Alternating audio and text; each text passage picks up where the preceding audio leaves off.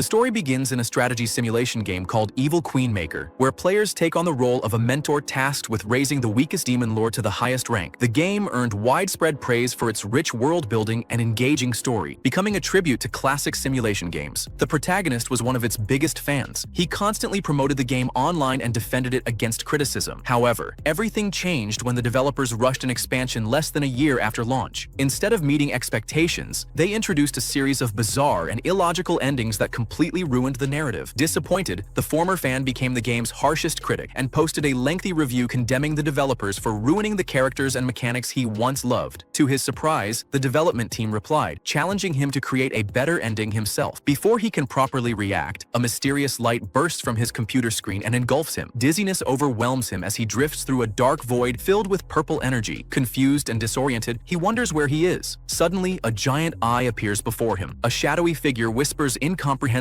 words, deepening his confusion. As his headache worsens, he slowly opens his eyes and finds himself standing before a gate. Beyond it lies a massive academy built on a floating island. The scenery feels strangely familiar. When he touches the gate and notices the crest flying atop a distant tower, panic sets in. It is the exact emblem from Evil Queenmaker. Realizing he has been transported into the game, he concludes that his consciousness has taken over the body of one of its characters. His thoughts are interrupted when an elderly gentleman approaches and addresses him as Lord Neen. The name means nothing at first, but upon seeing the man's face, he recognizes him as Kane, the butler from the game. Kane even repeats the iconic line from the title screen, thanking him for volunteering to educate the demon lord. Kane confirms his new role. The protagonist immediately recalls the developer's challenge and realizes this is why he was brought here. The situation finally sinks in, and he understands just how dangerous this mission truly is. Elsewhere in the castle, a maid asks a small white-haired girl whether her new outfit makes her look more mature. The girl admits she feels awkward wearing it. The maid finds her adorable and tries to reassure her, saying she is simply nervous about meeting her new teacher. To cheer her up, she reveals that a special pudding has been prepared. The girl's eyes light up with excitement. Their conversation is interrupted when Kane announces that the volunteer mentor has arrived. Determined to fulfill her duties, the young ruler straightens her posture and orders everyone to proceed to the audience chamber. Seated on a massive throne, she prepares to receive her guest. The grand doors open and the protagonist enters. Kneeling respectfully, he greets his new student before introducing himself. He remembers that this child is the sole heir of a powerful demon lord bloodline. According to the game's lore, her father died in battle 2 years earlier, forcing her to inherit the throne at only 5 years old. Since then, her clan's influence has drastically declined, putting its future in jeopardy. Returning to the present, the girl runs toward him, bows politely, and asks him to speak casually since she is now his student. Accepting her request, he gently pats her head and asks her to simply call him teacher. With confidence, he promises to make her the greatest ruler in history. She accepts with hopeful eyes. Once the audience ends, he leaves the hall and shuts the heavy doors behind him. Out of sight, he collapses onto the corridor floor in despair. The reality of his situation finally hits him. Although he knows every event and ending in the game, that knowledge feels useless in the real world. Pulling at his hair, he admits that playing a game never prepared him to protect a real person. Worse, he cannot even use magic. He only accepted the responsibility because he felt sympathy for the lonely girl. As he considers abandoning everything, a strange power awakens within his eye. A surge of pain floods his mind with the memories of the body's original owner. Through these memories, he learns the true identity of the previous host, an ancient demon of immense power. Looking at his hands, he realizes he has inherited all of that demon's abilities. Confidence immediately returns as his fear fades away. Believing he now has the power needed to create the perfect ending, he smiles. However, his excitement is tempered when he discovers that only fragments of the demon's magic have returned. The following day, the young ruler asks why today's lesson is being held in the garden instead of a classroom. Neen explains that practical training is far more effective than studying indoors. During their conversation, he notices a teddy bear that never existed in the original game and jokingly asks if it will be attending class as well. The girl proudly introduces it as her best friend. Sensing there is a painful story behind her attachment, he chooses not to ask further. Watching from afar, Kane feels relieved to see the young lord getting along with her new teacher. To make her more comfortable, Neen formally welcomes the teddy bear to the lesson. Delighted, the girl raises the toy's paw in response, officially beginning their training. She asks whether today's lesson will cover the history of the demon realm. Instead, Neen announces that they will focus on mana control, ignoring Kane's recommendation to begin with basic studies. He argues that understanding one's own power is more important than memorizing theory. Excited, the girl says she likes the idea, but points out that she has already completed her royal education. Neen responds that knowledge is meaningless without practice. He explains that her tendency to submit to stronger demons proves that she lacks real experience. He then presents a notebook and explains that it is a training diary, promising pudding as a reward for completing her assignments. He secretly plans to increase his affection points with her. Returning to the lesson, lesson, Neen draws a diagram and explains that every living being possesses a fixed amount of mana stored within a magical core. Resting her finger on her chin, the girl asks what determines how much mana a person can use. Using an illusion of a giant demon, the teacher explains that every being possesses mana circuits spread throughout the body and asks what their purpose might be. Pointing at the glowing pathways, he reveals they function as energy channels and asks what happens when someone has many of them. The student quickly concludes that usable mana depends on the number of circuits, earning praise from her teacher. Seer blushes proudly while hugging her teddy bear. Seeing her reaction, Neen decides to constantly encourage her with compliments to keep her motivated. The teacher then reveals his glowing hand and explains that mana reserves are determined at birth, while mana circuits can be expanded through training. To demonstrate, he unleashes a massive crimson beam that shoots into the sky above the garden. With his arm raised, Neen tells her that enough training and mana will allow her to perform the same feat one day. Seer is left speechless by the display, while Kane adjusts his monocle in complete shock. At that moment, the butler realizes the young man truly possesses the qualifications needed to teach her. Filled with hope, the girl asks if she can become that strong as well. Neen confidently says yes, and reminds her that she carries the proud bloodline of David. Inspired, she promises to do her very best. Before long, news that the weakest demon lord had acquired a mentor spreads throughout the demonic tower. On the 70th floor, Dramalia mocks the situation, calling the girl a worthless failure. Meanwhile, Dantalion of the 69th floor dismisses the gossip and focuses on more profitable matters. On the 68th floor, Decorabia examines a glowing orb and questions why anyone would bother reporting such useless information. Elsewhere, a demon lord relaxing in a magical bath surrounded by butterflies finds the news intriguing. Her servant reports that an investigation uncovered nothing about Neen's background. Amused by the mystery, the woman rises from the water with a smile and orders preparations to be made, saying it has been far too long since she had some entertainment. Before we continue with the video, leave a hello Cobbs in the comments. I'll like your comment within 24 hours. Later, while walking through the castle, Seer thinks about the assignment given by her teacher. Determined to complete it despite the difficulty, she approaches Cecily. The maid greets her warmly but is puzzled by the girl's hesitant behavior. After briefly stopping, Seer remembers her task. Gathering her courage, she calls the maid's name. The fox maid immediately turns around, wagging her tail as she asks how she can help. Summoning all her confidence, Seer points at her and firmly orders her to clean the area. The unexpected command completely catches Cecily off guard. She gently explains that she is already cleaning while continuing to sweep the floor with magic. However, after noticing the training diary in the girl's hands, Cecily immediately understands the situation. Realizing the mentor assigned this exercise to help her develop authority as a ruler, she decides to cooperate. Bowing respectfully, she promises to obey the command and assures her that everything will be taken care of. The respectful response leaves Seer stunned. Moments later, overwhelming happiness fills her heart. Proud that she successfully gave an order, she runs back toward class, leaving the maid completely charmed. Skipping happily through the garden while humming a tune, she arrives at the training area where Neen and Kane are talking. The teacher welcomes her warmly. Proudly, Seer announces that she completed her assignment. Neen rewards her with a gentle head pat and promises her a gift. Hugging her teddy bear, she begins thinking about what reward she would like. With sparkling eyes, she asks for a friend for her teddy bear. Kane cannot help but smile at the request. Suddenly, however, her excitement fades. Remembering the castle's financial situation, she withdraws her request and claims she no longer needs it. Neen instantly recognizes the problem. Just like in the game, the castle's finances are in terrible condition. Stroking her hair, he casually suggests taking over financial management from Kane. The proposal leaves the girl confused. Kane, on the other hand, immediately becomes defensive and questions whether Neen intends to interfere with the kingdom's budget over a simple doll. Turning away, Neen asks whether the butler truly wouldn't want to see the happiness on the child's face if she received the toy she wanted. Kane adjusts his monocle, deeply conflicted by the thought. Meanwhile, Seer is already imagining how wonderful it would be to have two teddy bears. Letting out a defeated sigh, Kane admits he is concerned but insists he has no personal attachment to the money. Neen reassures him that he does not consider him incompetent. They simply excel in different areas. With absolute confidence, Neen asks for the opportunity to handle the matter, promising to turn his student into the greatest symbol of the demonic tower. At that moment, the girl shyly tugs on his sleeve. Looking up at him, she sincerely says she trusts him. With a bright smile, she asks him to make them rich. A sly grin appears on Neen's face as he promises that wealth will soon come to them on its own. Changing the subject, he invites her to begin the day's lesson. She eagerly agrees. The practical training starts with Seer attempting to control her mana from a distance, while Neen and Kane observe. Surrounded by a crimson aura, she focuses intensely and impresses Neen with how naturally she handles the exercise. Without losing concentration, she maintains a stable flow of energy in her hands. Seeing the effort she has already exerted, Neen ends the session with a clap, admitting he would push her further if her body could handle it. Kane immediately rushes over with a towel, worried about her weak stamina. Neen pats her head and praises her hard work before ordering her to rest ahead of physical training. crying. Sometime later, the girl has fully recovered and is once again running around the garden with her teddy bear. Watching from afar, Neen asks Kane if there is a special reason she never lets go of the toy. The butler explains that it was a 5th birthday gift from her father, making it one of her most treasured possessions. Hearing that, Neen recalls that the former Demon Lord's death was a major event in the original game's storyline. His thoughts are interrupted when a messenger rushes toward them and urgently calls for Kane. Breathing heavily, the messenger delivers a letter from Lord Marbus of the 71st floor. Neen immediately wonders why a ruler of that rank would contact them so suddenly. He understands Kane's concern, knowing that changes in leadership within the demonic realm can drastically shift military and economic balances. However, a confident smile appears on his face. He tells the butler not to worry because this development is exactly what he had been waiting for. A few days later, a luxurious carriage arrives at the castle gates. Neen calmly tells Kane to relax. Dressed in simple clothing and guiding the horses himself, he explains that pressure was inevitable regardless of the situation. Kane nervously agrees, noticing that even the carriage driver possesses an overwhelming aura. As Neen greets the visitor, the magical disguise surrounding the driver disappears, revealing the powerful demon Baphomet. The revelation leaves Kane and the castle staff completely stunned. Moments later, the carriage door opens and an elegant woman descends. Every servant immediately bows in respect as she steps into the courtyard with commanding presence. Neen politely greets her and says it is an honor to welcome Lady Citri for the first time. Surprised that he saw through the disguise so easily, Citri realizes he is far from ordinary and accepts his greeting. Neen responds by asking whether an ordinary man would ever be entrusted with educating a demon lord. The answer earns a smirk from the woman, who admits he has a point. Watching the exchange, Kane grows increasingly uncomfortable, believing the teacher is being far too bold for someone of his rank. When Citri turns her attention toward the butler, Neen quickly steps forward and suggests continuing the discussion elsewhere. Blocking her path with perfect politeness, he demands to know the reason for her visit, reminding her that even high-ranking demon lords cannot simply enter another territory without justification. Hearing his words, Citri realizes that no ruler in the past would have dared to speak to her so boldly, yet instead of taking offense, she finds his attitude entertaining. Opening her fan, she calmly explains that she came to conduct business with the ruler of the 72nd floor. Immediately understanding the mentor's intention, she realizes he used her arrival to remind everyone of CL's status and authority. Pleased by the move, Neen apologizes for his bluntness, explaining that it is his duty to protect his lord, and offers to escort her to the drawing room. As they walk through the castle corridors, she quickly notices how few servants are working. Kane reluctantly admits that the castle's finances are in poor condition. Citri scoffs and sarcastically asks whose fault that might be. After arriving in the drawing room, Citri asks when the young ruler will be joining them. Crossing her legs provocatively, she points out that Neen demanded respect for CL's authority, yet he is handling important matters on her behalf. Recognizing the provocation, Neen sarcastically asks if she is trying to seduce him. Remaining completely unfazed, he explains that he now manages the castle's finances, meaning all negotiations must go through him. Holding a teacup, he brings up the recent invasion by human adventurers and the casualties suffered while defending the 72nd floor. Citri argues that CL's forces could never have survived alone and claims her reinforcements were sent purely out of generosity. Hearing that, Neen flashes a cold smile and bluntly calls her the worst. The response leaves Citri stunned. Certain she misheard him, she asks what he just said. Calmly sipping his tea, Neen confirms that she heard correctly. Enraged by the disrespect, Citri slams her cup onto the table and demands to know how he dares speak to her that way. The room trembles as she rises from her seat, releasing an overwhelming crimson aura. The magical pressure forces Kane to his knees, but Neen remains seated and casually asks why she is so upset. He openly accuses her of exploiting weaker rulers through mana debt schemes solely for profit, declaring that such behavior makes her nothing but trash. Completely enraged at having her actions exposed, Citri screams that his arrogance has gone too far. With a swift motion, she unleashes a massive wave of flames directly at him. Staring down at him mercilessly, she declares that this is the punishment for his insolence. The inferno engulfs both the mentor and a large portion of the room. Yet when the flames settle, Neen remains completely unharmed. He calmly remarks that he tried to avoid embarrassing her. Then, without the slightest effort, he raises his hand and snaps his fingers. The simple gesture generates a shockwave that instantly extinguishes every trace of the attack. Citri can only stare in disbelief as her strongest flames vanish effortlessly. Stepping through the smoke, Neen addresses her formally while maintaining a frighteningly calm demeanor. Suggesting they finally have a civilized discussion, he reveals that he has a proposal she cannot ignore. At that moment, Citri notices the massive silhouette of an ancient white whale looming behind him. Despite her fear, she scoffs and claims that a nobody has no right to negotiate with her. Neen calmly assures her that she will not reject what he is offering. With a shadowed smile, he reveals that the proposal concerns the invisible chains restricting her power. Though shaken, Citri maintains her pride. Neen immediately mentions the seal limiting her abilities, causing her to question whether he truly understands what he he is talking about. Returning to her seat, she dismissively explains that everyone already knows she dropped from 12th place in the rankings and tells him not to waste her time. Nian points out that the sealing stone is hidden within territory controlled by powerful demon lords, making it impossible for her to recover it on her own. Ignoring her skepticism, he snaps his fingers. A floating magical scroll appears in the air. Presenting the document, he formally offers a deal and promises to help her break the cursed seal. Citri catches the contract and asks how he intends to fulfill such an absurd promise. With complete confidence, Neen simply reminds her that she already witnessed the power required to accomplish it. The room darkens as his shadow expands across the floor. He warns her that what she saw was only a fraction of his true strength. Completely bewildered, Citri asks what he really is. Neen simply replies that he is Seer's mentor. The atmosphere relaxes considerably. Smiling warmly, he asks whether she is willing to sign the agreement. After carefully reviewing the contract, Citri notes that the military alliance would guarantee the castle's safety without causing losses to either side. Neen knows she only accepted the harsh terms because he promised to dedicate all of his strength toward breaking her seal. As she studies the proposal, Citri reflects on the terrifying power he displayed. In her opinion, it may have surpassed even her own peak strength. A confident smile appears on her face as she decides the gamble is worth taking. Without hesitation, Neen draws a dagger and lightly cuts his thumb. Explaining that the agreement requires a life-bound contract, he presses his blood onto the magical document. The scroll glows as contract magic records both signatures and recognizes Citri and Neen as the official representatives of the alliance. The moment the pact is completed, a brilliant crimson light flashes from the document, confirming the agreement. Holding his injured hand, Neen politely bows and says he looks forward to working with her. Citri stands and flicks a drop of her own vitality into the air, returning the gesture of trust. Soon afterward, Neen introduces Citri to Seer and explains that the Demon Lord will be assisting them with the castle's problems. The little girl respectfully bows and thanks Citri for her kindness. The unexpected gratitude leaves Citri visibly uncomfortable and forces her to act far more politely than usual. With the alliance secured, Neen tells her that now that they are allies, she needs to relearn proper manners from the beginning. Though irritated, Citri reluctantly agrees. A moment later, Seer nervously extends her hand and shyly suggests that they become friends. Citri stares at the offered hand before awkwardly addressing her by title. Neen immediately interrupts, praising Seer's attitude and stating that this should have happened before they even discussed the contract. Then, with complete confidence, he reveals that Citri will also become his student. Outraged by the suggestion, Citri protests that she was once one of the most influential demon lords in existence. Without mercy, Neen responds that she is currently nothing more than an ordinary ruler whose power no longer stands out. Deeply offended, Citri complains that he did not need to be so harsh and reminds him that he was the one asking for her cooperation. Ignoring her complaints, Neen points out that she probably believes recovering her sealed power is her only path forward. However, he confidently declares that she can still become much stronger. The statement leaves Citri shocked and suspicious. Even while calling him a liar, she secretly considers the possibility. Given the absurd strength he displayed, perhaps such growth really is possible. Meanwhile, Neen remembers the original game's storyline, where Citri searched for her lost power, continued growing stronger, and eventually became Seer's greatest ally. Demanding that he stop playing games with her, Citri insists on hearing the truth. Neen assures her that he is completely serious and suggests they begin fulfilling the agreement. Planting her foot firmly on the ground, Citri points at him and orders him to visit her territory whenever he has time. At that exact moment, Seer grabs Neen's arm and glares fiercely at Citri, making it clear that he belongs to her side. Ignoring the girl's displeasure, Citri states that one visit per week will be sufficient. Amused by her attitude, Seer asks whether that means Citri will be desperate to see him. Neen merely responds with a mysterious smile, saying they will learn the answer soon enough. Although the alliance with Citri is a complete success, many problems still remain within the castle. Meanwhile, in the training courtyard, the allied soldiers complain among themselves, wondering why they have been gathered in such a dull place. A human soldier tells a lizard warrior to return to his master if he dislikes being there so much, immediately creating tension between the troops. Before the argument can escalate, Varuna, vice commander of Seer's 4th Legion, glares at both soldiers and sarcastically tells them to keep talking. The human quickly apologizes while pulling the lizard away, and Varuna orders them to stop chatting and focus on training. As he walks off, he realizes morale is a disaster, and the constant friction is ruining the effectiveness of the drills. Watching from above, Commander Rent Oraza admits she expected things to remain chaotic for a while. Several days after the confrontation, Neen finds himself dealing with another problem. Citri slams her hand on a table and angrily demands to know why he can no longer train her, asking if he is trying to provoke her. With Seer sitting on his lap, Neen calmly explains that he is busy merging the two armies and has no free time. Taking advantage of the opportunity, he adds that he would appreciate her help with the situation. Citri immediately realizes he is trying to force her to participate in military training personally. Turning away with an irritated huff, she begins plotting revenge while Neen quietly appreciates that her anger keeps her motivated. Turning Returning back to Seer, he asks for one final favor and wonders whether she would be willing to handle the finishing touches. When they arrive at the training grounds, Commander Ren greets them and, as usual, comments on how adorable the young lord is. Nin explains that they came to inspect the area where Seer will begin her swordsmanship lessons and also resolve a lingering issue. Varuna laughs sarcastically and remarks that losing control of the chain of command seems to be Nin's side job. Nin questions whether maintaining order should not be the minimum expectation of a military officer and asks if Varuna has ever commanded troops before. Maintaining his provocative attitude, Varuna simply answers no and points out that uniting soldiers from different factions is far more difficult than it sounds. Nin gives him a serious look and tells him to pay close attention because he is about to demonstrate exactly how it is done. Suspicious, Varuna narrows his eyes and warns that he will be watching every move carefully. Soon afterward, the Allied soldiers stop their training and stare in confusion as the group approaches. On the third training field, Citri's troops recognize the young ruler, the vice commander, and the mysterious human accompanying them. Walking beside Varuna, Nin acknowledges that the officer is highly capable and fiercely loyal. However, because that loyalty belongs entirely to Seer, he decides to use this opportunity to earn the officer's respect as well. A lizard warrior named M. Silent steps forward to greet the child, but Nin takes the lead and introduces himself as her mentor. The monster immediately crushes Nin's hand in an aggressive handshake, claiming he knows exactly who he is, the man responsible for separating them from Her Majesty Citri. Remaining calm, Nin agrees but says he merely spoke the truth while taking in abandoned souls like them. Enraged by the remark, Masilin tightens his grip and demands to know whether being the mentor gives him the right to say whatever he wants. Nin remains completely expressionless and simply comments that it was quite a violent greeting. An instant later, the lizard lets out a cry of pain as his own hand is effortlessly crushed in return. Maintaining the grip, Nin tells him to pay attention to his tone. He reminds the soldier that his new ruler is standing right there and asks whether he truly intends to challenge the person responsible for training her. Wincing in pain, Masilin accuses Nin of insulting the honor of his true commander. Nin gently guides Seer forward and asks whether the lizard still considers Citri his ruler. The little girl steps ahead, releasing a faint magical presence as Nin orders the soldiers to look carefully at their new lord. For a brief moment, the lizard thinks she is incredibly cute, but quickly reminds himself that this is not the issue. Stamping his foot, he stubbornly declares that Citri is still his only master because she possesses the authority worthy of a ruler. Nin sighs and releases his hand, warning that if that is truly how he feels, there is only one option left. A terrifying dark crimson aura suddenly erupts from his body, covering the entire courtyard. The overwhelming pressure sends fear through the entire army. Even Varuna freezes in place, shocked by the absurd amount of mana flooding the area. Walking forward with killing intent, Nin announces that he has no use for disobedient dogs and offers one final chance before putting them down. Looking directly at the fallen lizard warrior, he asks whether he wants to cling to the past and disappear, or gamble on a new future. Defeated, Masilin lowers his head and admits that he swore loyalty to Citri and must therefore obey her commands. Satisfied, Nin snaps his fingers and comments that such loyalty will be very useful in the future. At that moment, elegant footsteps echo across the silent courtyard. Every soldier turns toward the source. Citri arrives and immediately calls the soldiers idiots, demanding they stop causing trouble and accept the alliance. The lizard attempts to argue that the alliance exists only on paper, but Citri orders him to be quiet and firmly states that the agreement is genuine. Watching the exchange, Nin tells Seer that this partnership is exactly what she now represents to both territories. Kneeling beside her, he explains that the military alliance will play a crucial role in the conflicts ahead. After being reprimanded by their former ruler, the soldiers lower their heads and apologize for their behavior, finally accepting the new arrangement. Accepting reality, Masilin points towards Seer and asks who they belong to now. With the entire army standing at attention, Nin proudly declares that they are Lady Seer's soldiers. Varuna is left completely speechless after watching him solve such a massive command issue in such a short time. Standing with her arms crossed, Citri glares at Nin. He returns the look, silently reminding her that he already said those soldiers would become useful. Delighted by the outcome, Seer hugs her teddy bear and gives a confident thumbs up. Nin immediately returns the gesture, ready to guide her through the next stage of her growth. Citri comments that things should run much more smoothly from now on. Nin then extends his hand and asks Seer to hold it for a moment. Without hesitation, she grabs it tightly. When he asks her to loosen her grip, she flatly refuses. Clinging to his arm, she insists that she does not want to let go. Citri assumes it is simply childish stubbornness. To solve the problem, Nin casually lifts the child with one arm. The sight makes Citri tremble with irritation. Demanding answers, she loudly asks when he plans to begin the training he promised. Completely unfazed, Nin assures her they can start immediately. The answer only confuses her further. A dark, magical aura suddenly gathers around his feet as he announces the beginning of today's lesson. Moments later, a terrifying surge of power erupts across the courtyard. Caught completely off guard, Citri feels the overwhelming weight of the energy. Nin calmly explains that her objective is simple: land a single hit on him. him. Outraged, Citri questions how such a ridiculous exercise is supposed to help her improve. Standing within the shadows, Nin confidently assures her that it will be extremely effective. The pressure from his mana rapidly intensifies. The overwhelming force drives Citri to her knees, while Nin watches silently. He states without hesitation that he is currently far stronger than she ever was, even at her peak. Then he challenges her to overcome the pressure and strike him directly if she wants to prove her worth. Pinned to the ground, Citri can barely move. The sheer density of his mana terrifies her. As he watches her struggle, Nin reflects that a stronger Citri will become a valuable asset for expanding Seer's influence. To provoke her further, he asks how she expects to solve her problems if such a small amount of mana already makes her tremble. He even suggests giving up if she feels humiliated. The taunt fills Citri with rage. Nin knows that if she hopes to survive on the floor where her power is sealed, she must learn to withstand the pressure of stronger mana. He also understands that the process will naturally expand her magical circuits and increase her potential. Turning slightly towards Seer, he explains that this adaptation is the true purpose of the training and tells her to observe everything carefully. The little girl tilts her head and asks why she needs to pay attention to the training. Without showing any mercy, Nin explains that one day she will have to endure the exact same process herself. As the afternoon draws to a close, he advises Citri not to push herself too hard, reminding her that she is no longer young. Completely exhausted and drenched in sweat, Citri barely manages to tell him to be quiet. Summoning the last of her strength, she vows that she will land at least one hit on him before the day ends. Watching her struggle, Nin acknowledges that she was once incredibly powerful and notes that she is adapting to the pressure surprisingly fast. At that moment, Seer tugs on his sleeve and asks to be taught as well, despite already having a lesson earlier that morning. Looking into her sparkling eyes, Nin concludes that no teacher could possibly refuse such a request. Snapping his fingers, he agrees and decides to teach her an advanced concept based on the lesson from earlier. The dark aura instantly disappears, leaving Citri confused by the sudden shift in his behavior. Relieved to finally breathe normally again, she brushes the dust from her clothes while Nin asks Seer to recall what she learned that day. Crouching down to her height, he explains the theory of drawing upon the free-floating mana in the surrounding environment to strengthen spells. To test her understanding, he asks how someone can connect with that external mana. Seer immediately raises her hand and enthusiastically answers that you simply have to ask it for help. Pleased by the answer, Nin pats her head and confirms she is correct. However, the girl admits she has never spoken to mana before and is unsure how to start. To reassure her, Nin raises his hand and creates a small crimson spark of magic. He explains that the spark acts as a bridge, allowing the user to befriend nearby mana and guide it naturally. Suddenly, a massive tornado of scarlet flames erupts around him, demonstrating the overwhelming potential of that connection. Once the flames fade, he asks if she would like to try. Seer eagerly accepts. Extending her small hand with determination, she focuses on gathering the surrounding mana. Tiny sparks immediately begin forming around her fingertips. Watching from a distance, Citri is visibly impressed, while Nin encourages the child to continue drawing in the energy slowly. The magical glow grows brighter and brighter. Seeing a 7-year-old display such talent leaves Citri completely stunned. Realizing how extraordinary Seer's potential truly is, she becomes even more determined to protect their alliance. Satisfied with the girl's control, Nin tells her to gently draw the energy back in, completing the first stage of training. Seer then notices a strange sensation in her chest. Nin explains that the discomfort comes from handling external mana. Since she has not yet reached her limit, he proposes a simple exercise that combines her own mana with the energy she gathered. He tells her to imagine a flame. To demonstrate, he creates a giant flaming skull from his fingertips. The blazing construct roars through the air before slowly dissipating. Following the example carefully, Seer manages to create a tiny and harmless version of the same spell. Just as Nin prepares to explain the next step, Citri suddenly interrupts and demands that he stop immediately. Rushing over in panic, she asks what kind of ridiculous things he is teaching the child. Clearly stressed, Citri explains that the spell he demonstrated is an ancient form of magic believed to be lost forever. Nin casually confirms that she is correct. His response leaves Citri even more confused, wondering how a human could possibly know such information. Ignoring the question, Nin turns back to Seer and asks her to recreate exactly what she saw. Closing her eyes tightly, the girl focuses entirely on the image of the burning flame. Moments later, glowing fiery letters begin forming in the air by themselves. Carefully raising her hand, she presents the small, magical symbol floating above her fingertips. Amazed by her own success, Seer gasps in surprise. Nin praises her achievement and gently pats her head. He encourages her to practice gathering mana every day so the technique becomes second nature. Noticing Citri staring at him, Nin casually reminds her that the challenge of landing a hit on him only applies during practical training. Feeling slightly embarrassed, Citri asks whether she can learn the ancient magic as well. Nin immediately refuses. Offended, she stomps her foot and reminds him that she is also his student. Nin replies that he still does not trust her enough for that. Taking the opportunity to tease her, he says he might reconsider consider if their relationship becomes a little more intimate. Citri's face instantly turns bright red. Stammering in embarrassment, she repeats the word while trying to process what she just heard. Attempting to hide her nervousness, she turns away and reluctantly agrees, convincing herself that it is only for the sake of becoming stronger. Looking completely awkward, she then asks what kind of woman he likes. The question leaves both Neen and Seer staring at her in confusion. Sensing the misunderstanding, Neen quickly explains that he was referring to political closeness between floors 71 and 72. Realizing her mistake, Citri nearly dies of embarrassment. While she desperately tries to explain herself, Neen simply turns away and tells her to make her proposals clearer next time. As Neen carries Seer back inside, the little girl looks over her shoulder, still trying to understand why Citri reacted so dramatically. Later that night, Neen sits alone in his office. He reflects on the fact that the previous owner of his body knew ancient magic because he was once a powerful great demon. He also remembers that, in the original game timeline, that demon's true identity was never revealed and remained one of the world's greatest mysteries. While calmly writing reports, Neen decides not to waste time wondering why the body instinctively reacts so aggressively toward other rulers. Looking through stacks of documents, he realizes there are countless problems demanding immediate attention. Remaining calm, he decides to solve them one at a time. The most urgent issue, however, is territorial expansion. After reviewing the situation, he concludes that attacking the human realm is still too risky. Meanwhile, the neighboring floor belongs to Citri, making expansion in that direction impossible as well. Studying the maps, Neen notices that the 70th floor is ruled by Andromalius. With Citri's support, an invasion of that territory becomes a realistic possibility. As he continues reviewing intelligence reports, something suddenly catches his eye. The information shocks him. The next day, Seer bursts into his office, excitedly calling for her teacher. Surprised by the sudden visit, Neen turns around to see what she wants. Commander El Raza enters right behind her while holding the girl's hand. Apologizing for the interruption, she explains that Seer insisted on coming along. Neen reassures her that it is not a problem and thanks her for making time despite her busy schedule. Getting straight to the point, El Raza reminds him that he requested her opinion regarding an important matter. Without hesitation, Neen confirms that he wants to discuss territorial expansion. The statement immediately shocks the commander. She warns him that conquering another floor will be extremely difficult because even with Citri's assistance, their forces remain significantly weaker. Handing him a detailed report, El Raza strongly recommends extreme caution before launching any large-scale military campaign. After examining the proposal more closely, she realizes that success is possible as long as they avoid a direct confrontation. Confident in the strategy, Neen asks for her honest opinion. He personally believes the plan is an excellent move under the current circumstances. Agreeing with his assessment, El Raza recommends launching a covert operation and immediately selecting specialized infiltration units. She also suggests consulting the lizard soldiers, though she worries doing so could reignite tensions within the alliance. Neen confidently reassures her that there is no reason for concern. He guarantees that the newly integrated troops are now willing to cooperate and follow orders. In response, El Raza proposes gathering the scattered soldiers into a separate legion dedicated entirely to the operation. Such a structure would reduce unnecessary conflicts between troops from different floors. She also points out that the formation of a new legion would strengthen the soldiers' loyalty towards Seer. After considering the proposal, Neen realizes that the troops would begin viewing the young ruler far more favorably. Satisfied with the idea, he approves the plan. At the same time, he quietly begins plotting how to make Citri fund the entire operation. The teacher asks for Seer's opinion, and the child happily agrees with whatever he decides. Hearing the discussion about funding, Citri turns around and declares that she will personally help with the operation against the enemy. The man looks at her suspiciously and assumes she must have a bad history with the target lord. At that moment, he notices Seer sneaking toward the garden and asks where she is rushing off to. Full of energy, the girl runs across the lawn, calling everyone to play while Citri struggles to keep up. Watching from afar, Neen sighs softly, thinking it is good that they are burning off energy together. Before long, Her Majesty stops, completely exhausted by the child's endless enthusiasm. Trying to catch her breath, she complains that dealing with so much childish energy is exhausting. As the teacher approaches, Seer trips on the grass and becomes upset after seeing her teddy bear covered in mud. He pats her head and suggests giving the toy a bath to clean it. Turning to the butler, the man asks him to watch over the ruler for a while. The ally remarks that he seems experienced with children, but he immediately denies it. He explains that he simply focuses on what makes it easier for young lords to accept things and behave without throwing tantrums. Taking the opportunity, he jokes that Her Majesty often acts without thinking, causing her to let out an outraged scream. Ignoring her reaction, he snaps his fingers and suggests putting physical training aside, for now, to discuss military matters. Stretching her body, the woman asks why he truly wants to help. The man knows she would not believe him if he said it was only a whim. Becoming serious, the ruler reveals that her army was already preparing for a war against that same floor. Surprised, Neen reflects that, in the original timeline, this conflict was supposed to happen years later and wonders if his presence police accelerated the events. Since there is no reason to reject the support, Her Majesty admits the situation benefits both sides and asks what he plans to do. Ignoring the allies' complaints about the harsh training, the man announces that it is time to resume the drills. Elsewhere, Seer happily runs through the castle halls carrying her freshly cleaned teddy bear. She jumps into her teacher's arms and proudly shows him the sparkling toy. Holding her, he notices a major change and asks if she dyed her hair white while he was away. The butler explains that, unlike most demons, Seer's rare bloodline stores outside energy within her hair. The mentor immediately realizes she absorbed the magic when he taught her how to use floating mana. He concludes that her hair returns to its normal color after the stored power is spent. The old man confirms this and recalls that the former lord's hair used to turn red when too much energy was accumulated. Thinking it over, the teacher realizes this unique ability allows the child to cast extremely expensive spells despite her age. Patting her head, he tells her she will need to practice absorbing energy regularly. He then casually asks the butler where Commander El Raza is currently located. Meanwhile, during the night, the 70th floor lies silent beneath the shadows. From a rooftop, the commander observes enemy territory alongside one of her stealthiest soldiers. Hidden in the darkness, she admires her new lord's tactical brilliance and how quickly he understood the situation. Suddenly, the sound of footsteps breaking dry branches echoes through the forest. Remaining calm, El Raza leans against a large tree while carefully observing suspicious movement below. One soldier points toward a remote wooden cabin and notes that it does not appear dangerous. The commander reminds everyone that the young lord wants to conquer this floor, which is why they need to recruit Aaron's mercenaries. A subordinate doubts such an alliance is possible, but accepts that their duty is to follow orders. Staying focused on the mission, El Raza orders everyone forward and leaps toward the target. Near the cabin, a hostile magical presence emerges as a deep voice warns that the spies have ventured too far into their territory. One infiltrator freezes in shock when a sharp blade suddenly appears beside his eye from the darkness. In an instant, the squad realizes they are completely surrounded by mercenaries. One of Aaron's warriors demands that they identify themselves, and El Raza immediately recognizes the group's high level of discipline. The cabin door opens, and an imposing man steps outside while smoking a pipe. Standing firmly, the mercenary leader asks which intruder represents the group. Without hesitation, El Raza steps forward from the shadows and takes charge of the negotiations. The man instantly recognizes her and is stunned that one of the fallen sword lords is still alive. Raising her glowing weapon, she declares that she abandoned that title long ago and now serves only as Lady Seer's blade. Speaking openly, the mercenary leader asks whether the young ruler truly intends to conquer the enemy floor and expresses doubt about the plan. Sitting across from him at a campfire, El Raza confidently guarantees victory. Curious, the man asks for proof. The commander explains that the army led by Her Majesty Sitri is more than capable of defeating the neighboring floor. Taking a puff from his pipe, the warrior argues that actual warfare is different and points out that the 70th floor still possesses greater raw strength. He understands that they need an experienced guide to move efficiently through the dangerous borderlands. Keeping some secrets, he refuses to reveal all his methods, but admits that the fortress's new mentor is intimidating. The mercenary leader is shocked to learn that the mysterious teacher possesses power comparable to the ancient generals. Making her resolve clear, El Raza insists that the bold invasion clan is no joke. The warrior suggests that they simply eliminate the targets themselves if they are truly that strong, but she reminds him that doing so would attract the attention and wrath of higher floors. Looking directly into his eyes, she warns that reporting this meeting to Andromalius's forces would end badly for him. Feeling the pressure, the mercenary leader wonders if he is being threatened. Knowing the terrifying strength behind Seer's blade, he finally agrees to hear the proposal. In exchange for restricting the enemy lord's movements, he demands safe passage for his army through allied territory. The commander sweetens the offer with an attractive reward and advises him to abandon his weakening loyalty in favor of a more reliable guarantee. Later, back in the office, Neen praises El Raza's success during the dangerous border negotiations. The woman immediately asks when the army will be mobilized and is ordered to prepare for war at once. Noticing her hesitation, the man stops and calmly asks if something is still bothering her. Gathering her courage, she apologizes for speaking so boldly and asks why someone so powerful would choose to serve the young lord. The commander argues that the human possesses far too many extraordinary abilities to remain in such a minor position within the hierarchy. She cannot understand why someone like him would choose to stay on the weakest and most disregarded floor in the entire underworld. Understanding her concerns, he realizes she suspects he may be planning some kind of takeover. He admits that the possibility of a coup can never be completely ruled out. Recognizing how serious her doubts are, the man searches for a way to explain himself without sounding insane. In the end, he decides to tell the truth. The teacher confesses that he accepted the troublesome volunteer position simply because he thought the challenge would be fun. Completely stunned by such a childish answer, the warrior is left speechless as he continues explaining his unusual ambition. Excited, Neen says that turning the most hated young ruler into the supreme ruler of the underworld is the greatest challenge imaginable. Hearing that all of this effort started as the man's personal entertainment, Elraza feels her pride wounded and clearly dislikes the explanation. Realizing his words sounded cold, he changes his tone and admits that he has genuinely grown attached to the people living in the castle. He begins listing the reasons he stayed, first praising the veteran butler Kane for his unwavering loyalty and strategic intelligence. Next, he compliments the maid Leah for her kindness and her ability to manage the castle's internal affairs flawlessly. He also highlights Cicely's dedication to her work and calls Majul the most talented cook in the entire realm. The teacher adds that, despite Vice Commander Varuna's rebellious nature, his courage on the battlefield is never in doubt. Finally, he looks directly at Elraza and praises her strength, perseverance, and beauty, causing her face to turn bright red. Seeing the commander overwhelmed with embarrassment, he casually says he is only stating facts and cannot understand why she is so surprised. Keeping the conversation relaxed, Neen remarks that the chaotic lifestyle of the 72nd floor suits him perfectly. He firmly assures her that he will never be the first to betray the young lord and only hopes he will not be abandoned in the future. Thanking her for asking such a sensitive question honestly, he reminds her that everyone's loyalty should belong to Seer above all else. Relieved by his answer, the commander thanks him for his understanding and politely excuses herself to rest. Watching her leave, the man reflects on how fortunate the young ruler is to have such loyal servants. Suddenly, Seer appears in the hallway and calls for her teacher. Surprised, he asks why she came to see him outside of class. The girl approaches his desk, saying she simply wanted to spend time with him, but soon becomes interested in the financial reports he is reading. Taking advantage of her curiosity, he turns the documents into an economics lesson about crops destroyed by invading adventurers. After carefully examining the problem, Seer suggests distributing stored grain as emergency aid while selling a small portion at a very low price. Holding her teddy bear, the girl then worries that the farmers may not have enough money to buy even the discounted grain. Guiding her reasoning, the teacher introduces the concept of grain loans. He explains that farmers can borrow supplies with minimal interest and repay the debt after the next harvest. Proud of her understanding, he points out that this solution prevents hunger while protecting the fortress's economy. The child celebrates the idea just as the maid Leia enters and interrupts the lesson. She announces that afternoon snacks are ready, making Seer excitedly wonder if pudding is being served. Leia reveals that the dessert is strawberry cake, which makes the young ruler even happier. As they prepare to leave, Seer notices her teacher is still sitting at his desk and asks what is wrong. With adorable determination, she insists that he join her and share the snack. The maid covers her face in shock, wondering if the little lord truly intends to share her favorite dessert. Confused by the reaction, the man realizes that Seer ignored both formal etiquette and her usual rule against sharing food. Driven by excitement for the cake, the girl runs through the hallway and urges her beloved teacher to hurry. Following behind her, Neen concludes with satisfaction that he has finally earned the stubborn ruler's genuine affection. During this peaceful moment, the busy butler intercepts him and delivers new mail. Handing over an official envelope, Kane explains that it came directly from Citri's territory. After reading the report, the man learns that all preparations for the offensive are complete and considers the day even better than before. Far away, a massive warrior punches a wall after hearing that the neighboring ruler has declared war. Lord Andromalius angrily claims that Citri must have lost her mind. Ignoring his advisor's warnings, he insists she is merely relying on someone else's reputation. One strategist argues that the enemy may be hiding a powerful trump card to justify such a risky move. A blonde advisor reports that rumors have already confirmed an alliance between the two lower floors. He adds that scouts observed Citri making frequent secret visits to Seer's territory. Andromalius laughs at the idea and mocks the young lord, but his amusement fades when reminded of the loyal sword's strength. The blonde advisor continues, mentioning rumors that describe the lower floor's new military mentor as an extraordinary monster. Consumed by anger, the ruler refuses to believe any elite demon would willingly serve such a poor territory. Nevertheless, he acknowledges that the masked strategist's influence likely made the alliance possible and decides retaliation is necessary. An advisor proposes launching a full-scale assault with every available soldier, confident it will crush the enemy defenses. He then requests permission to share an even more devastating strategy in private. Interested in the proposal, Andromalius immediately approves it and vows to destroy those who dared challenge him. Looking around the throne room, he notices that Aaron's mercenaries are absent from the mandatory meeting. Furious at their apparent disrespect, he orders his elite soldiers to drag them back to the castle. Before the order can be carried out, a terrified guard rushes into the hall and collapses before the throne. Trembling with fear, he reports that Citri's strike force has already established a barricade directly outside Andromalius's palace. The ruler leaps from his seat in shock, unable to understand how the invasion reached his doorstep so quickly. Enraged, he crushes the armrest and realizes the border breach was made possible by the mercenaries' betrayal. The advisor urges immediate action, warning that enemy forces are already in position. Soldiers begin shouting for the deaths of Citri and the traitor Aaron. In response, Andromalius orders every available troop to advance and eliminate the invaders. Meanwhile, the teacher helps the young lord put on a piece of armor, warning her that the night is dangerous and the equipment could save her life. Lifting her into his arms, he promises promises to reward her with a slice of cake after they return if she behaves well. The butler approaches and asks about the commander, noting that the operation has likely already begun and that they must leave immediately. After saying goodbye, Neen receives wishes of good luck and heads out. Upon arriving at a massive portal, he asks Vice Commander Varuna whether all preparations are complete. The soldier confirms they are and explains that Her Majesty Citri has opened a temporary gateway directly to the 70th floor. One guard quietly remarks that the master is risking everything, but receives only an order to move forward. Holding the little lord in his arms, the teacher steps through the glowing portal without the slightest hesitation. Far away, a mysterious figure lands on the roof of the silent castle and questions the intelligence of its residents. The leader of Andromalius's stealth unit realizes the fortress has been left nearly empty and vows to make them pay for it. He orders his squad to infiltrate the castle and eliminate anyone left behind. Without hesitation, the operatives agree and leap from the rooftop toward the windows. On the other side of the portal, Varuna questions whether leaving the fortress unguarded was really a good idea. He brings up the threat of the enemy's infiltration team, but the teacher calmly replies that he already anticipated it. Confidently, he assures everyone that such tactics will accomplish nothing. At that very moment, one of the infiltrators is hurled through a castle window. The man crashes onto the stone floor and lies unconscious. Shocked, the enemy leader struggles to understand what happened. Emerging from the shadows while adjusting his gloves, the veteran butler Kane remarks that he does not remember inviting any guests. Staring coldly at the intruders, he demands to know who they are. The teacher's earlier words come to mind. Some things can be hidden, while others cannot. Another spy is suddenly thrown out of the mansion, screaming as shattered glass flies around him. Maid Leia appears carrying a spear and reports that her area has been completely secured. Cecily arrives dragging several defeated enemies and complains only about the damaged door, causing Kane to chuckle. Soon, the cook appears carrying an unconscious intruder and casually asks whether everyone is all right after discovering a rat in the kitchen. Trembling, the assassination squad leader realizes his elite team has been completely defeated by the castle staff. The mentor had always known that the fortress employees were highly skilled warriors personally chosen in the past. Watching everything unfold, Varuna silently admits that the human strategy is flawless and cannot deny his brilliance. The professor suddenly calls out to him, pulling the soldier out of his thoughts. At the same time, the little lord reminds the vice commander that his loyalty should belong to her, not the mentor. Varuna immediately agrees and respectfully asks for Her Majesty's orders. The young ruler asks the teacher to lead the operation, and he instantly accepts. Nian concludes that the commander has likely already contacted the mercenaries and orders Varuna to provide immediate support on the front lines. When Seer asks where they are going, the soldier explains that they are heading to meet Lady Citri, which makes the girl cheer excitedly. Far away, the massive army continues its advance. One warrior praises the mercenaries for reaching this point without any setbacks. From atop a siege tower, a soldier remarks that the humans' terrifying strategies have successfully gathered powerful allies. Her Majesty Citri warns her subordinate never to harm the professor, explaining that a single mistake could ruin everything. The servant quickly agrees, and Citri reminds him that their only goal is to complete the mission and claim the reward. A massive explosion destroys the enemy gates, and Citri praises the dramatic start to the assault. Inside the palace, Andromalius rages, insisting there should never have been a war, and swearing that defeating the mercenaries alone will not satisfy him. A guard begs him to retreat, but the horned ruler refuses and orders the invaders to come to him instead. Destroying everything around him in anger, he vows to personally eliminate every enemy. The mercenary leader senses Andromalius's presence and mocks how quickly he arrived. Entering the main hall beside Varuna, Elraza agrees that the timing is perfect. The horned lord orders his guards forward to welcome the intruders. Drawing her sword, Elraza sarcastically asks if this is how the floor treats its guests. Andromalius accuses them of becoming arrogant because of the loyal sword's support and promises to tear them apart. Elraza charges forward and replies that he can try in his next life. Their weapons collide violently, releasing sparks of energy across the hall. Swinging his massive hammer, Andromalius attempts to crush her into the ground. Easily blocking her attack, he calls her a fool for talking so confidently. He declares that he will personally test her true strength. Taking her stance, Elraza prepares herself while the Lord challenges her to attack. Andromalius launches another devastating hammer strike. She dodges with remarkable speed, hearing him admit that her agility is the reason she has always escaped. Suddenly, Varuna appears behind the ruler, grabs him, and slams him into the ground. Elraza stares in shock at the unexpected assistance. Quickly recovering, Andromalius grins with excitement and declares that the battle has finally become interesting. A gigantic serpent appears beside him, causing Elraza to step back in alarm as she recognizes it as a hydra. The creature opens its fang-filled jaws and lunges at her. From a nearby balcony, Her Majesty Citri admires the atmosphere of war, while the professor evaluates the battlefield. She asks whether the swordswoman can handle the monster, and he confidently replies that victory is possible if she helps. Reaching toward the little girl, he prepares to hand her over to Citri, explaining that bringing her into battle is too dangerous. However, Seer wraps her arms around his neck and refuses to be left behind, insisting on on watching the fight herself. Suddenly, the professor's expression turns serious. He interrupts the conversation and asks everyone to remain silent. Noticing strange magical sparks surrounding his hand, he realizes that an unfamiliar aura should not be present. He immediately warns that Commander Elraza may be in danger and that he must intervene. Promising to return shortly, he leaps from the balcony and vanishes like lightning toward the battlefield. Citri loses sight of him instantly and freezes as she comprehends the absurd level of power he possesses. For a moment, she considers using the little lord for her own benefit, but the professor's warning echoes in her mind. He had made it clear that this alliance was a test and that Seer must be treated with absolute respect. Accepting that fact, Citri obediently follows his wishes. Meanwhile, while carrying the child, Citri asks whether she truly loves her teddy bear that much. Hugging the toy tightly, Seer smiles and makes an adorable sound, leaving Citri wondering why the bear had to be shaped like a whale. Far from that peaceful conversation, a guard is struck down amid the chaos of battle. Sensing danger, Vice Commander Varuna looks back in alarm. Before he can react, he is hit by a devastating attack. The impact sends him crashing into a wall before collapsing to one knee. Watching the battlefield, Andromalius mocks the blood-covered mercenaries while an enemy shouts at him to stay quiet. At the same time, the monstrous Hydra relentlessly attacks Elraza, making her realize that this is no ordinary creature. Driven into the ground by its overwhelming strength, she recognizes that its power rivals that of a high-ranking lord. Completely cornered, she closes her eyes and apologizes to her ruler, believing her end has come. Then, a massive dark aura suddenly fills the hall. Her eyes snap open in shock. In an instant, the enormous Hydra is smashed into the ground. Confused, Andromalius looks around, wondering who has arrived. Walking calmly through the dust, Neen calls the enemy ruler by name and offers him one chance to surrender. The hostile lord immediately breaks into a cold sweat. Trembling under the crushing pressure of the man's mana, he realizes that this power rivals that of the strongest demons. Trying to conceal his fear, Andromalius praises the human's strength and asks why someone so powerful would join such a weak faction. Surrounded by his dense magical aura, the human ignores the question and coldly states that the enemy talks too much. Desperate, Andromalius attempts to buy his loyalty, offering wealth, fame, and anything else he desires in exchange for changing sides. Sweating heavily, the ruler begs the young man to name his price so they can reach an agreement. With a cold expression, the mentor reveals that his goal is to claim the highest position a demon lord can achieve. The enemy scoffs at the idea, calling it impossible for someone at his level, and assumes that is why Neen chose Seer's impoverished floor. Ignoring the comment, the professor gathers magic at his fingertips and warns that he has no intention of showing mercy. In one final act of arrogance, the enemy lord insists that victory is all that matters in war. Before he can say anything else, the mentor strikes. The attack is instantaneous and devastating, cutting the lord down where he stands. As the dust settles across the ruined hall, the human announces that the war is over. He orders the enemy soldiers to lower their weapons, declaring that their ruler has fallen. Shocked by their lord's defeat, the guards surrender. In return, he promises to spare anyone who does not resist. Far away, Her Majesty Citri realizes the invasion has already ended and concludes that such speed is exactly what she should expect from the human. At the same time, the little lord cheers from Citri's lap, claiming she heard her beloved professor's voice. Back at the destroyed castle, Commander Elraza bows and apologizes for failing her mission. Neen tells her not to blame herself. The warrior recalls the overwhelming power she felt and realizes that aura belonged to beings who ruled above the demon realm itself. Frustrated, she admits that missing memories prevent her from identifying it and notes that nothing like this ever appeared in the old records. Interrupting her thoughts, the professor informs his subordinates that, officially, the enemy lord was defeated by Her Majesty Citri. He then orders Varuna to handle the mercenaries and oversee the cleanup while he checks on his student. Curious, Elraza asks where the little lord is and learns she was left with Citri. The commander immediately panics, but the mentor calmly assures her that Citri is smart enough not to do anything reckless. Confident in the warning he already gave, he says goodbye and disappears in an instant. Left alone in the ruined corridor, Elraza stares blankly ahead, unable to process what she just witnessed. At the Allied camp, a subordinate reports the complete surrender of the enemy army. Citri is surprised by how quickly everything ended. Suddenly, the little lord jumps up and excitedly announces that the professor has arrived. Confused, Citri admits she cannot sense anyone. Moments later, the human casually walks in and asks whether they are having fun. Seer happily confirms. Citri is stunned by his incredible speed. He simply explains that the detailed reports will arrive soon. Without ceremony, he tosses a heavy package onto Citri's lap. Confused, she opens it and discovers the defeated lord's helmet. The professor tells her to take full credit for the victory. Smirking, he explains that it is the best political move now that their floors are allies. He announces that he is returning home with the girl and requests an equal division of the spoils. Citri grows suspicious of the smile on his face. Back at the Golden Castle, loud construction noises echo through the night. Kane is busy repairing the damage caused by the assassins. The professor enters the hall holding his student's hand and immediately notices the mess. Laughing, Kane explains that some uninvited guests showed up and that he slightly underestimated his own strength while dealing with them. Happy to see them safe, the butler congratulates him on conquering the enemy floor. Remaining humble, the young man says it was only the first step. Now they must prepare to relocate castles. The little lord happily agrees, surprising Kane when she reveals that the enemy castle will actually be handed over to Citri. As they walk through the corridor, the butler asks why he gave away the credit for the victory and potentially placed them at a disadvantage. The professor explains that claiming the castle means claiming responsibility for the conquest. He intends to transfer that burden to Citri officially. He reveals that their floor still lacks money and resources. Right now, those assets are far more valuable than a title. His strategy allows Citri to handle the political consequences while their own territory quietly grows stronger. The little lord adds that this also makes Citri officially responsible for any diplomatic problems involving the conquered territory. Nian praises her understanding and assures Kane that Citri accepted the risks, fully aware of the consequences. Finally understanding the brilliance behind the plan, Kane listens as the professor declares that the young lord's education will now become their highest priority. Climbing the castle stairs, the mentor outlines the next objectives: replacing outdated equipment, improving resource circulation, and uncovering who secretly funded the enemy lord. Curious about the success of the campaign, Kane asks how he was so certain the mercenaries would join them. Holding the little lord, Neen quietly tells her that it was actually a hidden game event. Out loud, however, he simply says he got lucky. Kane clearly does not believe that answer and admits he suspected the young man's genius from the beginning. As they reach the top of the staircase beneath the warm sunlight, the professor asks Kane to handle the damaged front door completely. The butler immediately agrees. Relieved that the crisis is over, the mentor says the little girl can finally focus on learning how to rule properly. After gently tapping her nose, he proudly tells her that she is the one true owner of the entire domain. The child beams with happiness and says she loves learning from him. She even claims her teddy bear agrees with every lesson. Touched by her innocence, Neen smiles and thanks her for trusting him, convinced he chose the right path to protect Seer. Enjoying the peaceful moment, he suggests finishing paperwork while she rests. The little girl immediately rejects the idea. Repeating the maid's advice, she scolds him for not resting after working so hard. Pouting, she insists that he sleep beside her. The man laughs nervously and claims he is not tired, but eventually gives in. Secretly, he plans to wait until she falls asleep before returning to his unfinished work. Accepting his favorite ruler's command, he agrees, making the child glow with excitement at the idea of sharing an afternoon nap. Elsewhere, Lord Dantalion of the 69th floor struggles to believe that Andromalius was truly defeated by Citri. General Leonard concludes that the victory was only possible because of her alliance with the 72nd floor. Minister Alvis warns that their territory could be the next target and urges immediate preparations. With few alternatives, Dantalion decides to send a letter proposing an alliance with Charybia of the 68th floor. Recognizing Andromalius' strength, he fears becoming the next victim if he remains passive. Determined to act quickly, he orders the letter to be prepared, convinced their neighbor will have no reason to refuse. Back at the castle, a voice announces that all preparations are complete. Entering the room with a tray, maid Leia lets out a quiet sigh. To her relief, both the professor and the little lord have fallen asleep from exhaustion. Curled up beside his student, the human rests peacefully, hoping her dreams will be pleasant. Days later, Neen meets Her Majesty Citri under the moonlight and complains about the delay in dividing the war spoils. Tired, the ruler assures him that the territory and troops have already been distributed fairly, leaving only the remaining loot to settle. The mentor offers Citri the first choice of rewards since they handed the conquered castle over to her. He warns that managing the new territory will keep her busy, but insists she still attend training at least once a week. Annoyed, Citri reminds him that she is also a demon lord and tells him to stop worrying so much. Back in his office, the human focuses on cleaning up the aftermath of the war and begins drafting new policies. Suddenly, loud knocking echoes through the double doors. After allowing the visitor inside, the fox maid Cecily rushes in with tears in her eyes. She urgently informs him that the young lord's class must be cancelled. Alarmed, the professor learns that Seer has developed a fever and slams his desk in shock. He remembers that she was perfectly healthy the previous day and immediately wonders if he pushed her too hard or if the battlefield experience caused it. Cecily quickly scolds him, explaining that children her age often get sick without warning. Taking a deep breath, Neen agrees and reminds himself that the young ruler is still just a fragile little girl. He asks Cecily to take good care of Seer while she rests over the next few days. Alone again, the mentor covers his face in frustration for forgetting that this world is real and not simply a game. Determined, he rushes through his paperwork so he can check on his student. Entering her room with several stuffed animals, he gently asks how she is feeling. The girl's face immediately brightens as she receives the gifts and thanks him happily. Wanting to cheer her up further, the professor uses magic to fill the room with dozens of adorable plush toys. Buried beneath a mountain of stuffed animals, Seer nervously asks him to stop. Holding a plush rabbit, Neen freezes in confusion. Soon afterward, the girl drifts back to sleep while mumbling about plushies, leaving him curious about her dreams. Relieved, he places a hand on her forehead and confirms that her fever is finally finally beginning to subside. While working beside her bed, the student wakes up and calls for him. He quickly apologizes for the noise. Gently stroking her hair, the professor admits he was extremely worried about her condition. Seer asks to review documents with him, but he politely refuses and tells her to focus on resting. He reminds her that recovering is more important and jokes that she would be upset if she missed tomorrow's pudding. Wishing her sweet dreams, he leaves with a warm smile. Later, Butler Kane arrives carrying an inventory report of the war spoils. The advisor asks if he is searching for something specific, and Neen confirms that there is one particular item from the 70th floor that they absolutely need. He recalls that magical equipment is essential for long-term growth and should never be overlooked. Reviewing the list, he focuses on a hidden item that he only discovered after countless hours of experience. He still finds it incredible that something so valuable was hidden so early in the game. Handing the list to Kane, he orders him to secure the item no matter what. After reading the request, the butler looks surprised and asks whether the marking is correct. Neen confirms it and says they will retrieve it personally if Her Majesty agrees. The requested item turns out to be an unidentified broken sword. Realizing the objective, Kane finally understands. Meanwhile, inside the loot warehouse, Seer is fascinated by boxes filled with colorful crystals and shining treasures. She excitedly points toward another golden chest while admiring the plunder. Walking through the enormous storage area alongside the commander and the young lord, the mentor finally spots the item he was searching for. Impressed by the sheer amount of treasure, he praises the wealth gathered there and notes that Citri fully cooperated. A nervous soldier struggles to salute the young ruler, who awkwardly returns the greeting. The guard then presents a special container holding the object that had been ordered to receive the highest level of protection. Inspecting the damaged weapon, the professor praises everyone for successfully recovering it. He remembers that this sword possesses the highest attack power available in the early stages and greatly improves magical efficiency. Holding the rusted blade, he catches the girl's attention. Curious, she asks what it is. The mentor reveals that the broken sword is actually a gift for her and promises that he knows where to find the missing gemstone. He suggests finishing the warehouse inspection before repairing it, leaving the commander curious about the final result. With sparkling eyes, the young lord excitedly predicts that the sword will become beautiful and shiny. The warrior offers to call miners to assist, but the professor declines, explaining that a different method is required. As they continue exploring, the girl points at large suits of armor while the mentor orders them to be distributed among the troops. She also admires giant green crystals, calling them beautiful. Noticing her fascination, the professor asks whether there is anything she particularly likes. Startled, the girl tries to hide her interest. Nian gently pats her head and reminds her that everything in the warehouse already belongs to her. Picking up a jeweled crown decorated with red gems, he jokes that her royal instincts are showing. Later, he guides his student to the entrance of an abandoned mine on the 70th floor and explains that the missing pieces of the sword are hidden deep inside. As they walk through the old tunnels, he confidently states that he knows exactly where to go and that the branching paths will not be a problem. Eventually, they arrive at the location. Kane notices there appears to be nothing there, but Seer remains completely confident that her teacher will find it. Meeting her expectations, Neen begins searching through a pile of rocks. Before long, he discovers a glowing red crystal and announces that he has found what they need. Holding the rusted hilt, the young ruler asks whether it is a real sword. The mentor smiles and tells her that it is not one yet. Taking a few steps forward, he explains that their work is not finished. Using ancient magic, he blasts apart the surrounding rocks and reveals that the final step still remains. With another burst of power, he shatters a stone wall and exposes a hidden passage. After clearing the way, he discovers a set of massive double doors guarded by a statue. Noting that only one obstacle remains, he picks up the little girl and says he will carry her the rest of the way. Suddenly, glowing yellow eyes appear in the darkness. A deep voice calls them intruders. Neen casually comments that they have encountered a minor obstacle. The gargoyle statue comes to life and blocks the entrance, declaring that they may not pass. Ignoring the threat, the professor tells Seer to pay attention because gargoyles are nearly extinct. The little girl is amazed to see a talking monster. Annoyed by his casual attitude, the gargoyle orders him to stop talking. In response, Neen glares at the creature and coldly warns it never to interrupt Seer's lesson. To establish dominance, he summons an enormous spectral whale whose roar terrifies the stone guardian. Panicking, the gargoyle immediately bows and respectfully addresses him as Lord. Meanwhile, the little ruler comments that a monster that large could be useful. The professor orders the gargoyle to stay where it is because he will return for it later. The creature desperately agrees. Entering the hidden chamber, they discover a glowing altar that leaves the child completely amazed. Without hesitation, Neen throws both the rusted hilt and the red crystal onto the pedestal. Using a simple spell, he merges the two pieces perfectly above the altar. A brilliant light fills the entire chamber as the weapon is restored to its original form. The blood sword emerges fully repaired, floating in the air and shining brilliantly. Mesmerized, the student praises its beauty. The mentor tells her that the sword is her gift. When she asks in disbelief whether it truly belongs to her, he gently confirms it. Filled with joy, the young ruler lifts the glowing weapon and enthusiastically thanks him. The system confirms that the blood sword possesses extraordinary attack power and vitality bonuses for whoever wields it. Back at the castle, the little lord proudly shows her new sword to butler Kane. Although confused by the choice of gift, the professor immediately announces the beginning of her sword training. Kane then notices the giant stone creature standing behind them and asks where it came from. Neen introduces the frightened gargoyle as Arculum, their newest ally. The butler points out that the monster is too large to protect the castle itself, and the professor agrees. After evaluating the gargoyle, Neen admits that the creature is somewhat troublesome, but believes it will be extremely useful against human intruders. Kane agrees, concluding that Arculum would be the perfect guardian for the portal area. Taking advantage of the moment, the professor warns the gargoyle that he will turn him into a pile of rubble if he proves useless. Terrified, the creature immediately obeys. With that matter settled, Neen shifts the conversation and announces that they need to discuss a new intelligence report in his office. Later, a troubling report reveals that Lords Dantalian and Decarabia have officially formed an alliance. Kane confirms that cooperation between the 68th and 69th floors will create serious problems. The mentor realizes they lack the military strength for a direct confrontation, but doing nothing is not an option either. As a result, he decides there is only one path forward. When asked about his plan, Neen explains that they will target the foundation of Dantalian's power. Despite knowing the enemy is both intelligent and influential, Kane agrees that the task will be difficult, noting that Dantalian's faction is famous for its merchants and its belief that economic growth drives prosperity. The human asks what merchants value most and concludes that destroying trust would eventually destroy the entire faction. Understanding the logic, Kane points out that such trust took years to build and questions how they could dismantle it quickly. Neen calmly replies that he never said it would happen overnight. Walking toward the window, he explains that strengthening Seer's territory will require at least 5 years, so they will undermine the enemy economy gradually. He reveals that, in the original game, he used this exact strategy to become Dantalian's greatest commercial rival. The professor declares that they will conduct business through the 70th floor, immediately making Kane realize that Citri will once again be involved. The butler worries that the allied ruler may refuse such a risky proposal, but Neen assures him that the offer will be impossible to reject. Confidently, he states that success depends on selling a product that merchants would do anything to obtain. Leaving the room, he promises to introduce something completely unprecedented to the demon realm. Meanwhile, in a human settlement near the border, rumors about the demon realm continue to spread. Inside a tavern, adventurers discuss reports claiming that very few guards remain near the dimensional portal. Seeing an opportunity, a swordsman proposes invading the demon realm to hunt monsters and profit from selling their valuable horns. A pink-haired girl eagerly agrees, claiming she knows where the creatures live and that earning a fortune will be easy. Determined to get rich, the group decides to leave immediately. Upon arriving at the portal, they notice it is far busier than usual, confirming the rumors. Suddenly, a mysterious man taps the swordsman's shoulder and asks to join the expedition. The newcomer introduces himself as an axe-wielding warrior and is accompanied by a nun. Both claim they want to take advantage of the information about the monsters. Recognizing that the pair are clearly experienced adventurers, the swordsman accepts their offer to avoid conflict and is praised for his decision. With the party assembled, the axe warrior leads everyone through the portal into the demon realm. Crossing the desert, the adventurers chat excitedly about the lack of resistance they have encountered. Following the trail, the veteran announces that they are close to their destination. The swordsman finds the complete absence of defenders suspicious. The warrior suggests the monsters may have abandoned the area, but suddenly stops and orders everyone to hide. Taking cover behind large rocks, the group spots a herd of monsters peacefully grazing nearby. The rookie wants to begin hunting immediately, but the axe warrior interrupts with a new proposal. He demands ownership of all valuable horns, infuriating the young swordsman since those trophies were the entire reason for the expedition. Gripping his weapon, the veteran darkly warns the boy that he still has a long future ahead of him. He openly threatens him, making it clear that obedience is the only way to leave alive. Realizing he has been manipulated by the experienced duo, the rookie grits his teeth in frustration. Arrogantly, the veteran orders him to do the dangerous work and admits that he never intended to fight personally. At that moment, a tremendous impact shakes the ground. A massive cloud of dust erupts nearby, causing the adventurers to lose their footing and fear an earthquake. Holding his axe tightly, the veteran becomes irritated, worried that the noise will scare away the prey. Then, a gigantic figure emerges from the dust. The castle's gargoyle guardian glares at the intruders and announces that he has finally found his targets. The veteran instantly breaks into a cold sweat after recognizing the legendary creature. The young swordsman immediately screams for everyone to run. Seeing that the veteran is frozen with fear, he tells the others to abandon him and escape. As he prepares to flee, he looks around for the pink-haired girl. However, she remains frozen in place. Trembling with terror, she cannot stop staring at the monster and mutters in disbelief about the true power of the demon realm's guardians. Elsewhere, a knight kneels before Commander Elraza and asks for new orders. Maintaining a cold and focused expression, she states that the mission has only one rule: every invader must be captured alive. At her command, soldiers surround the humans with a magical net. Soon, the adventurers find themselves themselves trapped inside iron cages. One prisoner watches in complete disbelief, shocked that they were not executed. Unable to understand the situation, he wonders why the feared inhabitants are sparing. Back at the castle office, Kane reports that nearly 300 prisoners have already been captured. However, the professor considers that number insufficient. The butler explains that constant invasions have transformed the region into a profitable hunting ground, largely thanks to the Alliance and the Gargoyle Guardian. Nian recalls that showing mercy to outsiders always led to disaster in the original game and vows to achieve a perfect outcome this time. The commander points out that the operation has become so successful that even local citizens have started worrying about the growing number of captives. Understanding the potential impact on Seer's reputation, the mentor acknowledges the concern and notes that trap activity has already begun to decline. Even so, he confirms that they still need more prisoners. Since demand for supplies remains high, Neen decides it is time to move to the next phase of the operation. He calmly asks whether the commander knows any allied specialists capable of mind control magic, explaining that such abilities would solve several problems. With a confident smile, he declares that the final stage of the plan will make people enter their territory willingly. Far away in the human city of Soder, a guild receptionist announces that dimensional travel remains restricted by higher authorities. Frustrated adventurers complain about the mysterious disappearances occurring near the portal and the continued border restrictions. Suddenly, the guild doors burst open. A terrified explorer stumbles inside and begs for help. Breathing heavily, he claims he barely escaped and reveals that the guardians of the otherworld are capturing humans alive. Hearing this story, a healer falls into despair over her missing friends. The commotion is silenced when the guildmaster approaches. Walking toward the survivor, he coldly asks whether he discovered the reason behind the mysterious arrests. Still shaken, the young adventurer stammers that he learned nothing before escaping. The answer immediately irritates the older man. A veteran named Grant steps forward, suspicious of the entire story. He finds it difficult to believe that such a low-level adventurer could survive an encounter that claimed so many others. Carefully studying the survivor, Grant focuses on his breathing and heartbeat. Soon, he notices something unusual. The irregular rhythm is exactly the kind of reaction he expects from someone hiding the truth. Then, just as suddenly, the young man's heartbeat becomes unnaturally calm. Sensing traces of magic lingering around him, Grant immediately realizes something is wrong. The guildmaster quickly concludes that the survivor has been heavily brainwashed. In response, the supposed victim slowly forms a sinister smile. Dropping his disguise completely, the spy suddenly lunges forward at incredible speed and tries to slit the veteran's throat with a hidden dagger. Unshaken by the ambush, Grant draws his sword at the last possible moment and blocks the attack before striking back with a powerful slash. The infiltrator collapses to the ground defeated. Sheathing his weapon, Grant orders a warning to be spread immediately, forbidding any rescue operations. Before the portal lockdown can be fully enforced, a breathless messenger rushes into the hall. Irritated by the interruption, the guildmaster demands to know what emergency justifies such behavior. Shaking nervously, the soldier reports that guilds from other regions have decided to take action against the recent captures. In the northern cities, hundreds of warriors raise their weapons, eager to launch a retaliatory massacre. Driven by revenge, entire battalions begin marching through the restricted portals. At the same time, in the holy capital, the religious leader blesses a crusade and calls for the destruction of the demonic threat. Days before this chaos began, the professor had already confirmed that the brainwashed humans were in position. He deliberately sent the final group to that city while avoiding the attention of the powerful local guildmaster. Knowing the game well, he remembered that Grant was always one of the most troublesome opponents. Anticipating his intelligence, Neen carefully designed the trap so the veteran would discover the truth only when it was already too late. Back in the border desert, the commander watches the approaching armies and praises her lord's terrifying foresight. Varuna agrees, reminding her that their main objective is now securing the profit expected from the professor's plan. As the human armies advance across the scorching sands, the officers order the colossal gargoyle to welcome them. Soon, a knight in the vanguard stops abruptly after noticing a massive shadow covering the sun. The gargoyle crashes down with tremendous force, sending rocks flying everywhere and filling the front lines with terror. Following its orders, the monster releases an overwhelming magical presence and announces the destruction of all intruders. Taking advantage of the panic, Elraza orders an immediate attack on the weak points of the human formation. Rows of demonic cannons positioned along the battlefield are quickly loaded with special ammunition. The artillery fires a massive barrage that rains down across the enemy ranks. Instead of explosives, the projectiles release enormous sticky webs made from special spider silk that cannot be torn apart easily. Keeping his focus, a veteran crusader cuts through the webs with brute force and frees his soldiers. The troops cheer loudly, inspired by the famous commander's display of strength. Clearing a path through the traps, the old warrior organizes an escape route for his men. Watching from afar, Varuna realizes the gargoyle alone will not be enough to stop them and decides to step in personally. Confidently, he draws his magical spear and volunteers to eliminate the intruders himself. Swearing not to repeat past mistakes, Varuna unleashes the dark power of the Ashura clan before charging into battle. The veteran knight heartbeat immediately freezes as his instincts scream at the terrifying presence approaching him. In an instant, a giant demonic figure strikes, shattering the knight's shield and sending him flying. Wrapped in a menacing purple aura, Varuna looks down on the trembling soldiers and calls them worthless insects. Stepping on the defeated commander, he declares that their hope of survival has ended. Panic spreads through the remaining troops. Soldiers abandon their equipment and flee across the desert, begging for mercy. Laughing at their fear, the demon releases his forces to hunt down every fleeing target. Back at the castle, Neen praises the operation's success, noting the enormous damage inflicted without spending many resources. He personally thanks the new recruits and commends the 5th Legion for its outstanding performance during its first mission outside the fortress. The officers bow respectfully and request permission to withdraw with their troops. With the battle concluded, Neen approaches his student's throne to check whether she is enjoying her special pudding. Returning to business, he orders Cain to select only the 200 most valuable prisoners and arrange the release of everyone else. The butler removes his glasses in disbelief, shocked that such valuable hostages would be released. He worries the professor is planning an impossible negotiation. Smiling confidently, Neen assures him that he intends to extract every possible coin from 3 powerful rulers. The first obstacle is the massive religious nation governed by the Pope's strict doctrines. The second is the ruthless emperor of the Eastern Empire, a ruler who despises showing weakness. The third is the leader of the Northern Wall, whose nation survives brutal winters through its elite patrol forces. Neen acknowledges their power but explains that refusing the ransom is no longer an option. Their failed invasion cost them far too many soldiers. The little lord does not fully understand the strategy, but listens carefully as the professor explains that responsibility for the entire crisis belongs to the invading nations. He points out that refusing to save their captured citizens would completely destroy what little trust the people still have in their rulers. The young lord questions why public opinion matters so much. Patting her head, Neen explains that maintaining the loyalty of one's own people is one of the most important responsibilities of leadership. Convinced by the plan, Cain gladly accepts the orders and leaves to organize the prisoner selection. Curious, the little demon lord asks what the professor intends to do with the captured blacksmiths. Neen calmly answers that they will manufacture goods to sell. She wonders whether human craftsmen can really generate profit. The mentor replies that they most likely will, while negotiations for the ransom begin across the continent. Far away, Emperor Claude of the Bismarck Empire sits on his throne reading the demon's letter. He comments that it is the most audacious message he has ever received from the demon realm. Until now, he viewed that place as nothing more than a playground for adventurers. However, he realizes the situation has changed because mindless monsters would never have sent such a proposal. Hearing the report, a bearded advisor asks how much the demons are demanding. Claude reveals that the ransom requires large quantities of gold, silver, and iron for every 20 prisoners. The advisor notes that the price is extremely high. An angry blonde noble argues that the empire is being insulted and suggests retaliation. Marquis Ebert disagrees, insisting they must accept the terms for the sake of their citizens. He points out that the invasion was initiated by the guilds and that they have no justification for war. The blonde noble furiously responds by asking when anyone ever needed a reason to fight demons. Remaining calm, Ebert explains that the empire knows almost nothing about the enemy's true military strength. He emphasizes that many participants in the invasion were as strong as official knights, yet not a single one managed to escape. Enraged, the noble slams his fist onto the table and asks whether the empire will truly bow before demons. The Marquis warns that abandoning their captured citizens would provoke public outrage on a massive scale. Grinding his teeth in frustration, Emperor Claude finally agrees to the deal. He orders a response accepting the ransom, while also demanding that intelligence agents gather information on the enemy. Although he accepts the humiliation for now, he swears the empire will eventually repay it. Back at the castle, Neen announces that 3 of the major human nations have agreed to negotiate the prisoner's ransom. Relieved since rejection was a real possibility, he hands Cain a document and instructs him to bring the captives to the execution grounds the following day while delivering a specific message to the human envoys. He concludes by warning that if the 4th nation fails to respond before the end of the week, the remaining prisoners will be dealt with differently. Meanwhile, in the castle courtyard, blacksmiths from multiple floors gather, wondering why the demon lord summoned craftsmen from so many different territories. Their conversations stop when heavy footsteps echo across the courtyard. A cold sweat runs down their backs as they see the highest-ranking figures approaching. The crowd is stunned to see Seer and Citri walking side by side, with Neen following closely behind them. Taking the lead, Citri welcomes the assembled artisans and acknowledges their curiosity regarding the purpose of the gathering. She removes a large cloth, revealing an enormous display of weapons and armor. Ordering everyone to pay attention, she directs their focus toward the equipment on display. The older goblin blacksmiths are amazed by the quality of the arsenal, praising the weapons as masterpieces and wondering where they came from. Neen explains that every item was confiscated from human adventurers. One blacksmith immediately spits on the ground, disgusted that he had praised human-made equipment. Ignoring the reaction, Neen states that their mission is to analyze the gear and reproduce it with the same level of quality. Offended, Confronted, the old artisan demands to know whether demon craftsmanship is considered inferior. Sitri calmly replies that it's good, he understands. Taking over the discussion, Neen orders everyone to begin immediately and stop wasting resources producing mediocre weapons. The goblin protests, furious at the insult. Neen remains completely calm and states that he is simply telling the truth. To prove his point, he picks up one of the confiscated swords and faces the assembled craftsman. Holding the blade forward, he asks what would happen if a demon-forged weapon collided with this superior human weapon. He clarifies that he doesn't want cheap imitations. Instead, they must study the construction methods and use that knowledge to create better weapons of their own. Recognizing the value of the idea, a young goblin steps forward despite the criticism of his elders and volunteers to examine the human equipment. Introducing himself as Doomgrim, he admits the research will take time because he does not yet understand the process. Neen assures him that time and resources will not be a problem. Turning toward the two rulers, he suggests placing the young goblin in charge of the entire project. Since neither lord objects, the position is immediately granted. To formalize the promotion, Neen tosses Doomgrim an official badge, granting him full authority over every blacksmith involved. The older artisan explodes in anger, demanding to know why a rookie received the position instead of him. One cold look from Neen silences him instantly. The strategist explains that true leaders take initiative and accept responsibility, while those who only complain accomplish nothing. He then asks whether the blacksmith intends to disobey direct orders from the two rulers. Terrified, the goblin immediately denies any rebellious intentions. Neen issues one final warning to everyone present. Anyone who ignores Doomgrim's commands will be treated as a traitor to both demon lords. Surrounded by an overwhelming aura, he declares that anyone who interferes with weapon production will be executed immediately. Unable to withstand the pressure, the old artisan drops to his knees. The other jealous veterans quickly follow, bowing their heads and pledging complete obedience to the new leader. Later, inside the office, Seer excitedly asks if she performed well during the meeting. Neen pats her head and praises her behavior, though the girl feels she could have done better. Sitri playfully asks whether she really needs that many compliments. Pouting, Seer waits for more praise while the professor reassures her that she did an excellent job. Shifting the conversation, Neen returns to the weapon production project and confirms that everything will be officially registered under Sitri's name. Interested only in the profits, Sitri immediately asks how the earnings will be divided. Neen suggests an even split. She instantly rejects the offer, calling it robbery and threatening to cancel the arrangement. Annoyed that her name is being used for business, she slams the table and demands a larger share. Eventually, she lowers her demands to 10%. Neen calls her greedy and warns that taking such a large percentage would reduce the free weapons supplied to her army. Recognizing the risks of a project she doesn't control, Sitri reluctantly settles for a smaller share in exchange for maintaining a steady flow of equipment. Victorious in the negotiation, Neen finalizes her share at 5%, assuring her that it will still generate a fortune. Sitri complains that such claims are impossible to verify before sales begin, and admits she still struggles to trust his outrageous promises. Even so, she signs the contract. Before leaving, she asks whether the blacksmiths can truly replicate the human weapons. Sitri explains that demon lords rarely rely on weapons themselves, which caused blacksmithing research to stagnate over time. Neen agrees but reminds her that armies still depend on proper equipment. A lord may be powerful, but an entire floor survives through its troops. Showing her the confiscated materials already available for research, he guarantees the craftsman will learn quickly. He jokingly offers her one last chance to back out. Sitri immediately refuses, insisting she would never pass up free weapons. Reading the contract more carefully, however, she suddenly realizes the profits and weapons are merely cooperation incentives. If the project fails, she will bear all the political consequences. Outplayed by Neen's negotiation tactics, she glares at him in fury as a dark aura surrounds her. The strategist simply raises his hand, displaying the magic of their sealed contract and reminding her that nothing comes for free. Deep within the dungeon, a young prisoner nervously asks his companion whether they have any chance of surviving. The boy tries to remain optimistic but admits that the demons have stopped rescuing captives and are now only bringing more prisoners into the cells. Their conversation is interrupted when Neen and Kane walk past their cell. Watching curiously, the girl wonders who the two men are. Trembling in the corner, her companion admits he doesn't know, but says the young man gives off an extremely sinister presence. Their fear intensifies when the heavy iron door creaks open. Several demonic knights enter the cell. The guards roughly seize the prisoners and drag them into the corridor despite their protests. Demanding answers, the girl asks where they are being taken. The only response comes from Neen, who calmly instructs the guards not to be too rough with them. A moment later, he orders the escort to stop. Looking directly at the frightened captives, he asks for their names. The pair pair nervously introduce themselves, expecting the worst. After carefully studying their faces, the black-haired human asks whether they know an adventurer named Luke. Outraged, Dane shouts that the demons kidnapped Luke along with everyone else. Ignoring the emotional response, Neen simply confirms the information. A satisfied expression appears on his face as he connects the pieces. He concludes that Luke must have been the spy who infiltrated the city of Sodor. Without wasting any more time, he asks Kane to bring him paper and a pen. Once the sketch is finished, Neen presents it to the prisoners and asks whether they recognize the person in the drawing. The pink-haired girl's eyes widen immediately as she recognizes her friend's face. Her companion stares in disbelief and demands to know how the demon learned about him. Ignoring the question, Neen turns to Kane and calmly asks whether this man had been subjected to Rin's brainwashing. The butler confirms he was the agent sent to the slaughter. Pleased by the lucky turn of events, the strategist orders everyone involved to report to his office once the tree hash is finished. He understands how dangerous the human kingdom's powers are, remembering that rising hostility always leads to the appearance of 3 heroes. The strongest of them is Luke, the famous hero of the sword. Since the city guard captain would never leave a puppet alive, the professor had already guessed the enemy spy's fate. Soon, Kane arrives with the 2 young prisoners and reports that the order has been completed. The mentor studies them carefully, recognizing their great potential and thinking it would be wasteful to sell them as ordinary slaves. Neen points at them and declares that they will serve him from now on. The butler panics, warning that keeping humans in the castle could spark a revolt. Calmly, the Lord says he has his reasons and tells the advisor not to worry. Surrounded by a threatening aura, he asks the pair if they will accept his offer to live and be treated well. He makes it clear they may refuse, but warns that the alternative is slavery or death. The pink-haired girl is stunned when the professor bluntly tells them their friend is dead. Furious, the boy accuses the demons of murder, but the human replies that they were not the ones who delivered the final blow. He explains that Luke was killed by the guild master of Sodor itself, leaving them to decide whether to believe him. Seeing the girl fall into despair, the strategist demands an immediate answer. The adventurer hesitates, disgusted by the idea of serving monsters, and asks whether the Lord will truly spare their lives. Before he can finish, the girl steps forward and accepts the alliance. Dane calls her insane, demanding to know how she can trust their enemies. Shaking with anger, she reminds him that other humans always despised and humiliated them for being poor. Through tears, she says she refuses to become another slave and will take the only chance to survive, even if it means making a dangerous pact. With no better option, the boy clenches his teeth, bows his head, and accepts the deal as well, asking what they must do. Neen walks toward them and says they should focus on training because, at the moment, they are only dead weight. He gives them 3 years to prove their worth and warns that he will discard them if they fail. The next day, in the castle courtyard, the professor announces a swordsmanship lesson, which immediately excites the little ruler. Remembering from his own memories that she has natural talent, he decides to teach her the basics of handling a weapon. For the training to work, he tells her she must use both hands and temporarily set aside her teddy bear. He knows the request is painful because it is the last reminder of her late father, but promises it will only be for a moment. Trusting him completely, the girl places the teddy on a chair and gently asks it to wait for her. Taking on the role of instructor, Neen demonstrates how to grip the sword and guides her through the first movement. She lifts the heavy crimson blade with surprising ease and asks innocently if her stance is correct. Shocked by how perfect it is, he asks whether she has trained before, but she insists this is her first time. The professor explains that the day's exercise is simply making clean swings in the air, the foundation of swordsmanship. He demonstrates with such speed and force that the air pressure blasts dirt across the courtyard. Sier's eyes shine with amazement, and he encourages her to try it herself. Concentrating, the girl steps forward and brings the enormous sword down with deadly precision. The swing unleashes a terrifying magical shockwave, forcing the strategist to shield his face. The blast tears through the stone ground and destroys every piece of training equipment in its path. The human stands frozen, sweating cold as he realizes the destructive power hidden inside such a small child. He notes that the legendary sword stat multiplier is far more violent than it was in the original simulation. Completely unaware of the destruction, Cirrus asks sweetly if she did well. The stunned professor immediately praises her, then ends the lesson and declares that all future training will use wooden swords to avoid collapsing the castle. As they clean up the ruined courtyard, the strategist remembers another matter. The little student suddenly asks, with obvious jealousy, about the human girl she saw wandering through the castle. Startled by her possessiveness, he quickly explains that the intruders were only captured so they could study on their own. She pouts and accuses him of lying because he's already teaching Citri, but he insists that arrangement is only a business deal. Calming down, Cyr looks up at him hopefully and asks if he will always be her exclusive mentor. He answers gently that she is and will remain his one true disciple. Blushing with happiness, she hugs her weapon tightly and melts at his reassuring words. At that moment, the butler quietly informs the strategist that the young ruler's birthday is approaching. Realizing he now has a difficult problem to solve, the mentor goes to Citri for advice, interrupting her rest and earning an annoyed glare. The demon crosses her arms and tells him to stop wasting time and explain the issue. When he says it concerns his student, she immediately assumes they fought and sees it as a perfect chance to recruit him. But when she learns the serious problem is only choosing a birthday present, all her enthusiasm disappears. Neen laughs awkwardly at her irritation while she warns him not to expect an easy escape from his duties. Still, she offers practical suggestions: dolls, pudding, and cakes, all things the little girl loves. Noticing how determined he is to find something truly memorable, Citri teasingly says his desperation is almost cute. The strategist remembers how fascinated the girl was by a massive jeweled crown in the castle treasury. Citri solves the problem instantly, suggesting he simply ask the blacksmiths to resize it for a child. Annoyed by his sarcastic response, she snaps that the crown is already in the girl's room. Ignoring her shouting, he rushes off. Later, in the dim hallways, the mentor waits by the wall while confirming that the ruler has gone to the kitchen. The fox maid confidently reports that the head chef is keeping the girl occupied with sweets. Trusting the distraction, the intruder silently turns the bedroom doorknob and slips inside. His heart nearly stops when he finds his student standing right there, hugging her teddy bear. Caught off guard and sweating, he hides his panic by praising Hermona's senses and feels relieved that the surprise has not been ruined. The white-haired girl asks why he came, and he improvises an invitation for a walk outside. Together they stroll through the lantern-lit gardens, the professor trying to act normal, while the maid quietly slips away behind them. Admiring the beautiful night sky, the child points excitedly at the enormous full moon shining above the castle walls. Sitting beside her on a bench, the professor feels satisfied that he chose the perfect gift after realizing how much she loves shiny objects. Using a gentle, fatherly tone, he tells her to always take care of her health and to let him know immediately if anything ever becomes difficult. Bathed in moonlight, she warmly replies that she loves having him as her mentor and says that nothing feels difficult when he is by her side. Excited, the young ruler asks for even harsher training, but the human reminds her that rest is just as important. Hugging her teddy bear, Seer happily agrees. Watching her smile, the professor silently hopes she never loses her innocence. At that moment, a mission completion notification appears before the strategist. Pleased with the result, he calls the little lord and suggests returning to the castle. Far away on the 70th floor, the professor visits a workshop and greets an old acquaintance named Doomgrim. The blacksmith asks what brings him there. Getting straight to the point, Nin explains that he wants to commission a special gift for the ruler. He requests an exact copy of a certain design, only made smaller. The artisan assures him he knows the perfect blacksmith for the task and asks about the deadline. The human demands that it be finished within 1 week and kept completely secret. Accepting the request, the old man reports that the general research project is also progressing well. They already have prototypes, but they are not ready to be shown yet. The mentor tells them to take their time and focus on producing quality work. The artisan confidently promises success, leaving the strategist eager to see the results. While climbing the stairs back up, the strategist concludes that Seer's real birthday gift is secured. His thoughts are interrupted by loud crying. Arriving at the hall, he finds the little girl sobbing uncontrollably. Cecily and Kane are trying to comfort her, explaining that the professor only stepped out briefly. The maid suggests distracting her with delicious pudding, but the ruler refuses while screaming in tears. The human is stunned. Even the servants cannot believe she rejected her favorite dessert. The moment she notices him, however, she immediately stops crying. With tears still in her eyes, she calls out to him. Overwhelmed with relief, Seer bursts into tears again, runs toward him, and throws herself into a tight embrace. Returning the hug, the man gently assures her that he is there. Concerned, he asks why she was so upset. The butler explains that his silent departure made the girl think he had abandoned her forever. Understanding the situation, Min lets out a heavy sigh. He explains that he only left for a quick errand and apologizes for not telling her beforehand. Suggesting they talk somewhere more comfortable, he takes her inside. Later, sitting on a couch with the child on his lap, he asks if she feels calmer. Taking responsibility for the misunderstanding, he asks what frightened her so much. Huddled against him, the girl quietly admits that she was terrified of being abandoned. Understanding her fear, the mentor reassures her. Gently touching her face, he promises to continue taking care of her. He says his goal is to guide her until she becomes strong enough to stand at the top of the demonic world. Unfortunately, the promise creates a new problem. With tears in her eyes, the young lord realizes that this means he will leave once she reaches that goal. Caught off guard by her reasoning, the strategist hesitates. He knows he intends to return home when the game ends, but he cannot reveal that truth. Hiding his uncertainty, he lies and says he will never leave her side. Still uneasy, the child asks if he truly means it. To change the subject, he offers her the pudding she refused earlier. Excited again, Seer accepts, although deep down she senses that the promise was not completely sincere. As she is carried through the halls, the ruler reflects on the hidden motives of those around her. A dark feeling begins to grow inside her. She decides she will never allow him to leave. Chaotic red energy starts pulsing around her. In her mind, she declares that her mentor belongs to her and must remain by her side forever. With an obsessive gleam in her eyes, she vows to do everything possible to keep him from leaving, convincing herself that this is the only way to avoid being abandoned. Time passes, and 1 week later, Seer's long-awaited birthday arrives. At the entrance of the castle's grand hall, the young young ruler's arrival is announced. Holding the professor's hand, the birthday girl gracefully walks down the staircase as the guests applaud and wish her happiness. Overflowing with joy, she waves at everyone and thanks them for their kindness. In one corner, the army commander is completely captivated by her cuteness and is quickly scolded by the vice commander. Maintaining their composure, Rin and Varuna approach with a decorated box. Excitedly, the warrior presents it as a gift from the troops. Seer opens it and is delighted by its contents, immediately thanking them for the thoughtful present. The vice commander bows respectfully, saying it is an honor to serve her. The professor teasingly comments that the gift seems a little modest. Just then, he notices Citri approaching and asks whether her present will be any more impressive. Elegant and confident, the neighboring floor's ruler claps her hands and orders her servants to bring in her surprise. The demons watch in confusion as a gigantic golden statue is pushed into the hall. The birthday girl is left speechless when she realizes the sculpture is modeled after herself. Proud of the extravagant creation, Citri explains that a ruler should display her greatness. She says the statue was designed to highlight her ally's adorable appearance. Surprised by the gesture, the strategist reluctantly admits it was thoughtful. Irritated by his lack of enthusiasm, Her Majesty asks whether that was supposed to be a compliment. Ignoring the remark, Seer gratefully accepts the golden teddy bear miniature that accompanies the gift. Pleased by her reaction, Citri declares that all the effort was worth it. Taking advantage of the celebration, the human announces that it is finally his turn. He calls for the blacksmith, who arrives carrying a luxurious box. The old goblin hands it over and the strategist praises the craftsmanship. The professor asks the butler to hold the teddy bear while he presents the gift. Kane stutters in disbelief as he accepts the bear, shocked that the girl willingly handed over her most treasured possession. The guests are equally stunned. Focused entirely on the mysterious box, the little girl asks if she may open it. The professor happily encourages her to do so. The moment she lifts the lid, her eyes shine brightly. A gasp escapes her lips as she sees what is inside. Resting on velvet is a beautiful custom-made crown. Crafted from gold and decorated with brilliant red jewels, it looks as though it was made specifically for her. With great care, Neen places the crown on her head and wishes her a happy birthday. Bathed in the hall's light, the young ruler thanks her beloved mentor. Overjoyed, she jumps into his arms and cheers excitedly. Smiling, he asks if she really liked the gift that much. As he gently pats her head, the professor notices white hair gradually replacing the red strands. He concludes that her external mana storage has finally stabilized. While petting her, he also feels something unusual on top of her head. Confused, he asks her to stay still. Carefully moving aside her white hair near the crown, he takes a closer look. His eyes widen in shock when he discovers a small horn growing there. Panicking, Neen immediately calls for the butler and demands an explanation. Kane sighs and casually explains that horns are a completely normal feature for demons. Realizing it is simply another racial trait, the human hugs the young lord in relief. He admits that he feared she might be in pain. Smiling brightly, the girl assures him she feels perfectly fine. Relieved, he says he is glad to hear that. Even so, the advisor sternly warns him that demon horns are extremely sensitive. Understanding the seriousness of the warning, the human promises to be careful. Sometime later, the strategist meets his advisor in the courtyard to inspect the preparations. After confirming everything is ready, he asks about the prototypes. The old blacksmith carefully approaches and hands one of the newly crafted weapons to the lord. The artisan hesitates to test unfinished equipment, but the young man reassures him, explaining that imperfections are part of the process. Turning to his student, Noon uses the moment to teach a lesson about perseverance, saying that today's failures become tomorrow's successes. Encouraging the team, he tells them not to be nervous. Motivated by his words, the goblin agrees. With a smooth motion, the strategist draws the newly forged sword from its sheath and inspects it. He praises the craftsmanship, admitting the blade looks flawless. Preparing for the stress test, he warns the little ruler about the danger and asks her to step back. Once the area is clear, he takes a firm stance in the center of the courtyard and begins channeling his dense dark magic into the weapon. Within seconds, chaotic energy covers the entire blade. The overwhelming pressure causes the air to tremble violently, yet the sword endures. Watching the enormous amount of magic flowing through the steel, the blacksmith swallows nervously, expecting the weapon to explode. In the middle of the test, the human calls the artisan's name. To everyone's surprise and relief, the blade shines brightly without developing a single crack. Lowering the intact sword, the strategist congratulates the team on their achievement. The artisans celebrate the success with tears of joy. After examining the sword's balance, Mean recommends only a minor adjustment to the edge before finalizing the project. Satisfied with the results, he entrusts the blacksmiths with full-scale production. Determined, the old goblin promises to give his best effort. After the successful test, Seer approaches and asks what comes next. The human confirms her suspicion and announces that the real game is about to begin. Meanwhile, rumors begin spreading across distant cities. Merchants talk about the sudden appearance of human-quality weapons. On the 69th floor, a duke reviews commercial reports with growing interest. His servant dismisses the information as unverified gossip, but the noble disagrees, arguing that the data points to something much bigger. The servant insists that demonic manufacturing has always been unreliable. Despite his own doubts, the floor lord decides to investigate personally, believing it would be foolish to ignore a potential economic threat. Unable to change his master's mind, the servant agrees to accompany him. The journey leads them to a grand commercial building that immediately stands out because of its impressive structure. The servant quietly comments on the luxury of the establishment. Upon entering, they find Kane organizing the hall and quickly realize the business is connected to the castle. The advisor confirms that the weapon trade is an official enterprise backed by the Lord. In the center of the elegant hall, Neen welcomes them with perfect courtesy and thanks them for coming. The sight of Citri and CR together immediately intimidates the visitors. Merchants whisper among themselves as they realize that the military alliance has also become a major economic force. Noticing the fear on their faces, the human smiles inwardly. He knows controlling the weapons market is the first step toward conquering the tower. Taking charge of the negotiations, Citri confidently states that their weapons are equal in quality to human-made equipment. The floor lord is impressed by her willingness to stake her reputation on the claim. Maintaining a commanding presence, she warns that she will only negotiate with serious buyers and allows anyone uninterested to leave. However, she releases a threatening aura and adds that anyone who learns their secrets and then refuses the deal will not leave unharmed. Bennett nervously asks whether that is a threat. The woman calmly replies that it is merely friendly advice. Despite the warning, the Duke decides to stay and hear the proposal. Most of the other merchants leave, while the noble sees an opportunity to ally himself with powerful figures. As the crowd thins, Mee notes that only 20 buyers remain, exactly as Citri predicted. The strategist steps forward and formally introduces himself as the true architect of the entire business venture. Shocked, the Duke immediately realizes that the human has been using the ruler as the public face of his plans. Ignoring the reaction, the mentor presents his first proposal, an exclusive weapons trade agreement lasting 3 years. The Duke agrees that the duration is reasonable but asks how profits will be divided between the floors. The young man explains the percentages, revealing that he will receive the smaller share, causing Citri to quietly question his audacity. After calculating the numbers, the noble quickly realizes that access to human-level weapons would generate enormous profits. To prove his claims, the teacher displays 2 nearly identical swords and invites the merchants to compare them. The buyers inspect the blades closely and confirm that the craftsmanship is exceptional. Holding one of the swords, Bennett understands the incredible value of controlling such products and realizes the rumors had greatly underestimated their quality. Thinking ahead, the Lord asks about monthly production capacity. However, he finds the offered quantity too low to supply his stores. Smiling confidently, the strategist praises his business sense and explains that the project includes far more than swords. Snapping his fingers to gain everyone's attention, he reveals that the catalog will also contain complete armor sets and durable helmets. The room falls silent as the merchants grasp the scale of the operation. Listing the available military equipment, the mentor promises that even more products will be added as development continues. Watching the negotiation unfold successfully, Citri privately wonders if she should have demanded a larger percentage before agreeing to the partnership. Satisfied with the offer, the Duke eagerly asks about the second proposal. Seeing the merchant's interest, the strategist reveals that he had been planning this move from the beginning. He remembers that in the original game, this lord led one of the largest merchant guilds, making him the ideal ally. The noble quickly realizes that limited supply will only increase demand and value. The human agrees, predicting that some buyers will walk away while others will compete fiercely for exclusivity. To demonstrate his point, the mentor says words alone are not enough and excuses himself to bring a practical example. The merchants watch in confusion as he heads toward the building's dungeons. A short time later, he announces the arrival of his second product. Heavy iron doors open, revealing several human captives being dragged forward by guards. Faced with the prisoners' cries and desperation, the Duke immediately guesses the nature of the offer: indentured servants. 9 confirms the suspicion, explaining that they have already selected the most useful individuals. He also makes it clear that participation in this business is entirely voluntary. The merchants exchange uneasy whispers, fully aware of the risks such a trade could create. Bennett considers the situation carefully. Demons have always hated humans, and controlling human servants has never been easy. Even so, he realizes that wealthy clients would pay enormous sums for such a service. In the end, he agrees to participate while many others refuse. Seeing that only 5 interested buyers remain, the professor steps forward once again and begins explaining the details of the available options. Walking through the damp prison cells, the strategist points to the first group of captives and explains that they are ideal for heavy labor. He then presents a second group made up of more attractive individuals, intended for the entertainment industry. Finally, he shows a third and more intimidating group, trained for private security, assuring the buyers that they possess strength comparable to ordinary knights. Impressed by the quality of the combat personnel, the Lord praises the selection. However, his attention is interrupted by the furious shouts of one of the prisoners. Filled with rage, the captive curses the demons and demands to be killed rather than turned into a servant. Observing the rebellion, the merchant remarks that such behavior will create serious problems in the future. The strategist calmly disagrees. Without changing his expression, he raises a hand and snaps his fingers. Instant, a magical seal on the prisoner's neck activates. The rebellious human collapses in agony, screaming in pain and despair. Purple energy engulfs his body, forcing him violently against the dungeon floor. Despite the suffering, he continues cursing the demons with everything he has. As the man falls to his knees, completely subdued, Nin explains that every captive carries a trigger curse engraved on their neck. With a cold expression, he assures the buyers that even mental conditioning is included in the arrangement, before asking for their final decision. Amazed by the level of control, one assistant asks where such products came from. The Duke replies that they were acquired directly through a partnership with the neighboring floor. Back on his own floor, inside his massive department store, Bennett admits he never expected the weapons to be of such incredible quality. Another merchant desperately offers double the price for a supply contract, but the Duke refuses, reminding him that he holds exclusive rights. The disappointed merchant realizes that monopolizing these luxury products will completely transform the market throughout the tower. Focused on expansion, the noble asks his subordinate about the final preparations and receives confirmation that everything is proceeding smoothly. The assistant excitedly reports that the demonic elite is eager for new forms of entertainment, guaranteeing the success of the upcoming auction. Elsewhere, Dantalion calmly reads a letter from the great merchant and praises his commercial insight. While reviewing an invitation to attend the new servant auction, he finds the idea of simply watching rather dull. With a calculating smile, he decides to bring special guests to make the event more interesting. A few days later, the little lord and her mentor arrive at the Duke's luxurious department store. The enormous building immediately amazes the girl. As they walk through the polished corridors, two human captives accompany them and quietly wonder why the young man brought them along. The store owner enthusiastically welcomes the ruler and the strategist. The young man explains that they came to browse and search for magical tools. While leading the group upstairs, the platinum-haired captive nervously calls out to the professor, pointing toward the other human servants in the building. He asks if they are all captives as well. The mentor immediately cuts him off, saying that the matter does not concern him. The conversation ends when a heavy door opens, revealing a dark chamber illuminated by dozens of valuable artifacts. The two prisoners stare at the shelves in amazement as they realize every item is of exceptional quality. Breaking the silence, Nin surprises them by saying they may choose any artifact that could help with their advanced studies. Still unable to believe his generosity, the girl timidly points at a small shining ring and asks if she can have it. The human quickly understands her reasoning, recognizing it as an item that stores mana for races without a natural mana core. Watching the interaction, Xiaonara narrows her eyes suspiciously, questioning his true intentions toward the two captives. Noticing her jealousy, the strategist gently pats her head and asks if she would also like a gift. Completely melted by the affection, the young lord immediately chooses the flashiest necklace in the room, claiming she likes it because it shines more than anything else. The strategist examines the blue pendant and approves of her choice after discovering it contains a powerful protective enchantment. Deciding to buy everything, he tells the store owner to send the bill directly to the castle and confirms that he will also pay for the captive's items. Checking the time, the mentor asks how long remains before the main event. The merchant warns that they must leave immediately if they do not want to be late. On the way to the auction, the two human captives quietly whisper among themselves, realizing that their master genuinely intends to take care of them. Soon, the auctioneer captures everyone's attention and introduces the perfect attraction for the summer season. Excitedly, he presents a group of human captives with a starting bid of 5 gold coins. Watching from the VIP box, the strategist silently thanks Kane for guaranteeing the obedience of the merchandise. The two young captives finally realize that the earlier warning from their superiors was actually directed at them. Impressed, Bennett concludes that the professor used the auction to solve distribution issues while simultaneously increasing profits. Curious, the pink-haired girl asks why she and her companion are not being sold as well, considering how valuable they would be. Kane calmly explains that trustworthy subordinates are necessary, comparing them to the maids who serve the lord. The young ruler asks why they specifically need humans. The strategist replies that certain responsibilities can only be handled by them. Satisfied with the answer, she states that she trusts him completely. Turning his attention to the two captives, the mentor calls Dane and Eerie by name and asks if they regret the decision they made. The pair remains silent for a moment as they process the question and the harsh reality surrounding them. The sound of the auction hammer echoes through the hall as another prisoner is sold. Watching the scene, the platinum-haired boy realizes that he could have easily ended up in the same position. Relieved, Dane concludes that taking the human's hand was the best choice he ever made, and Eerie agrees. Satisfied with their answer, the professor tells them that he will be relying on them from now on. 5 years pass. During an intense training session in the castle courtyard, bright magical energy fills the area. The young lord demonstrates tremendous improvement, earning praise from the strategist for greatly increasing her mana storage capacity. Now older and more confident, Serre calmly turns around when she senses her teacher approaching. Impressed by her progress, Noon suggests moving today's lesson elsewhere. Curious, the girl asks if they are going somewhere fun. The human admits he is not sure it will be enjoyable, but insists that it is an important lesson. Pouting, the student argues that official business is something he should handle alone.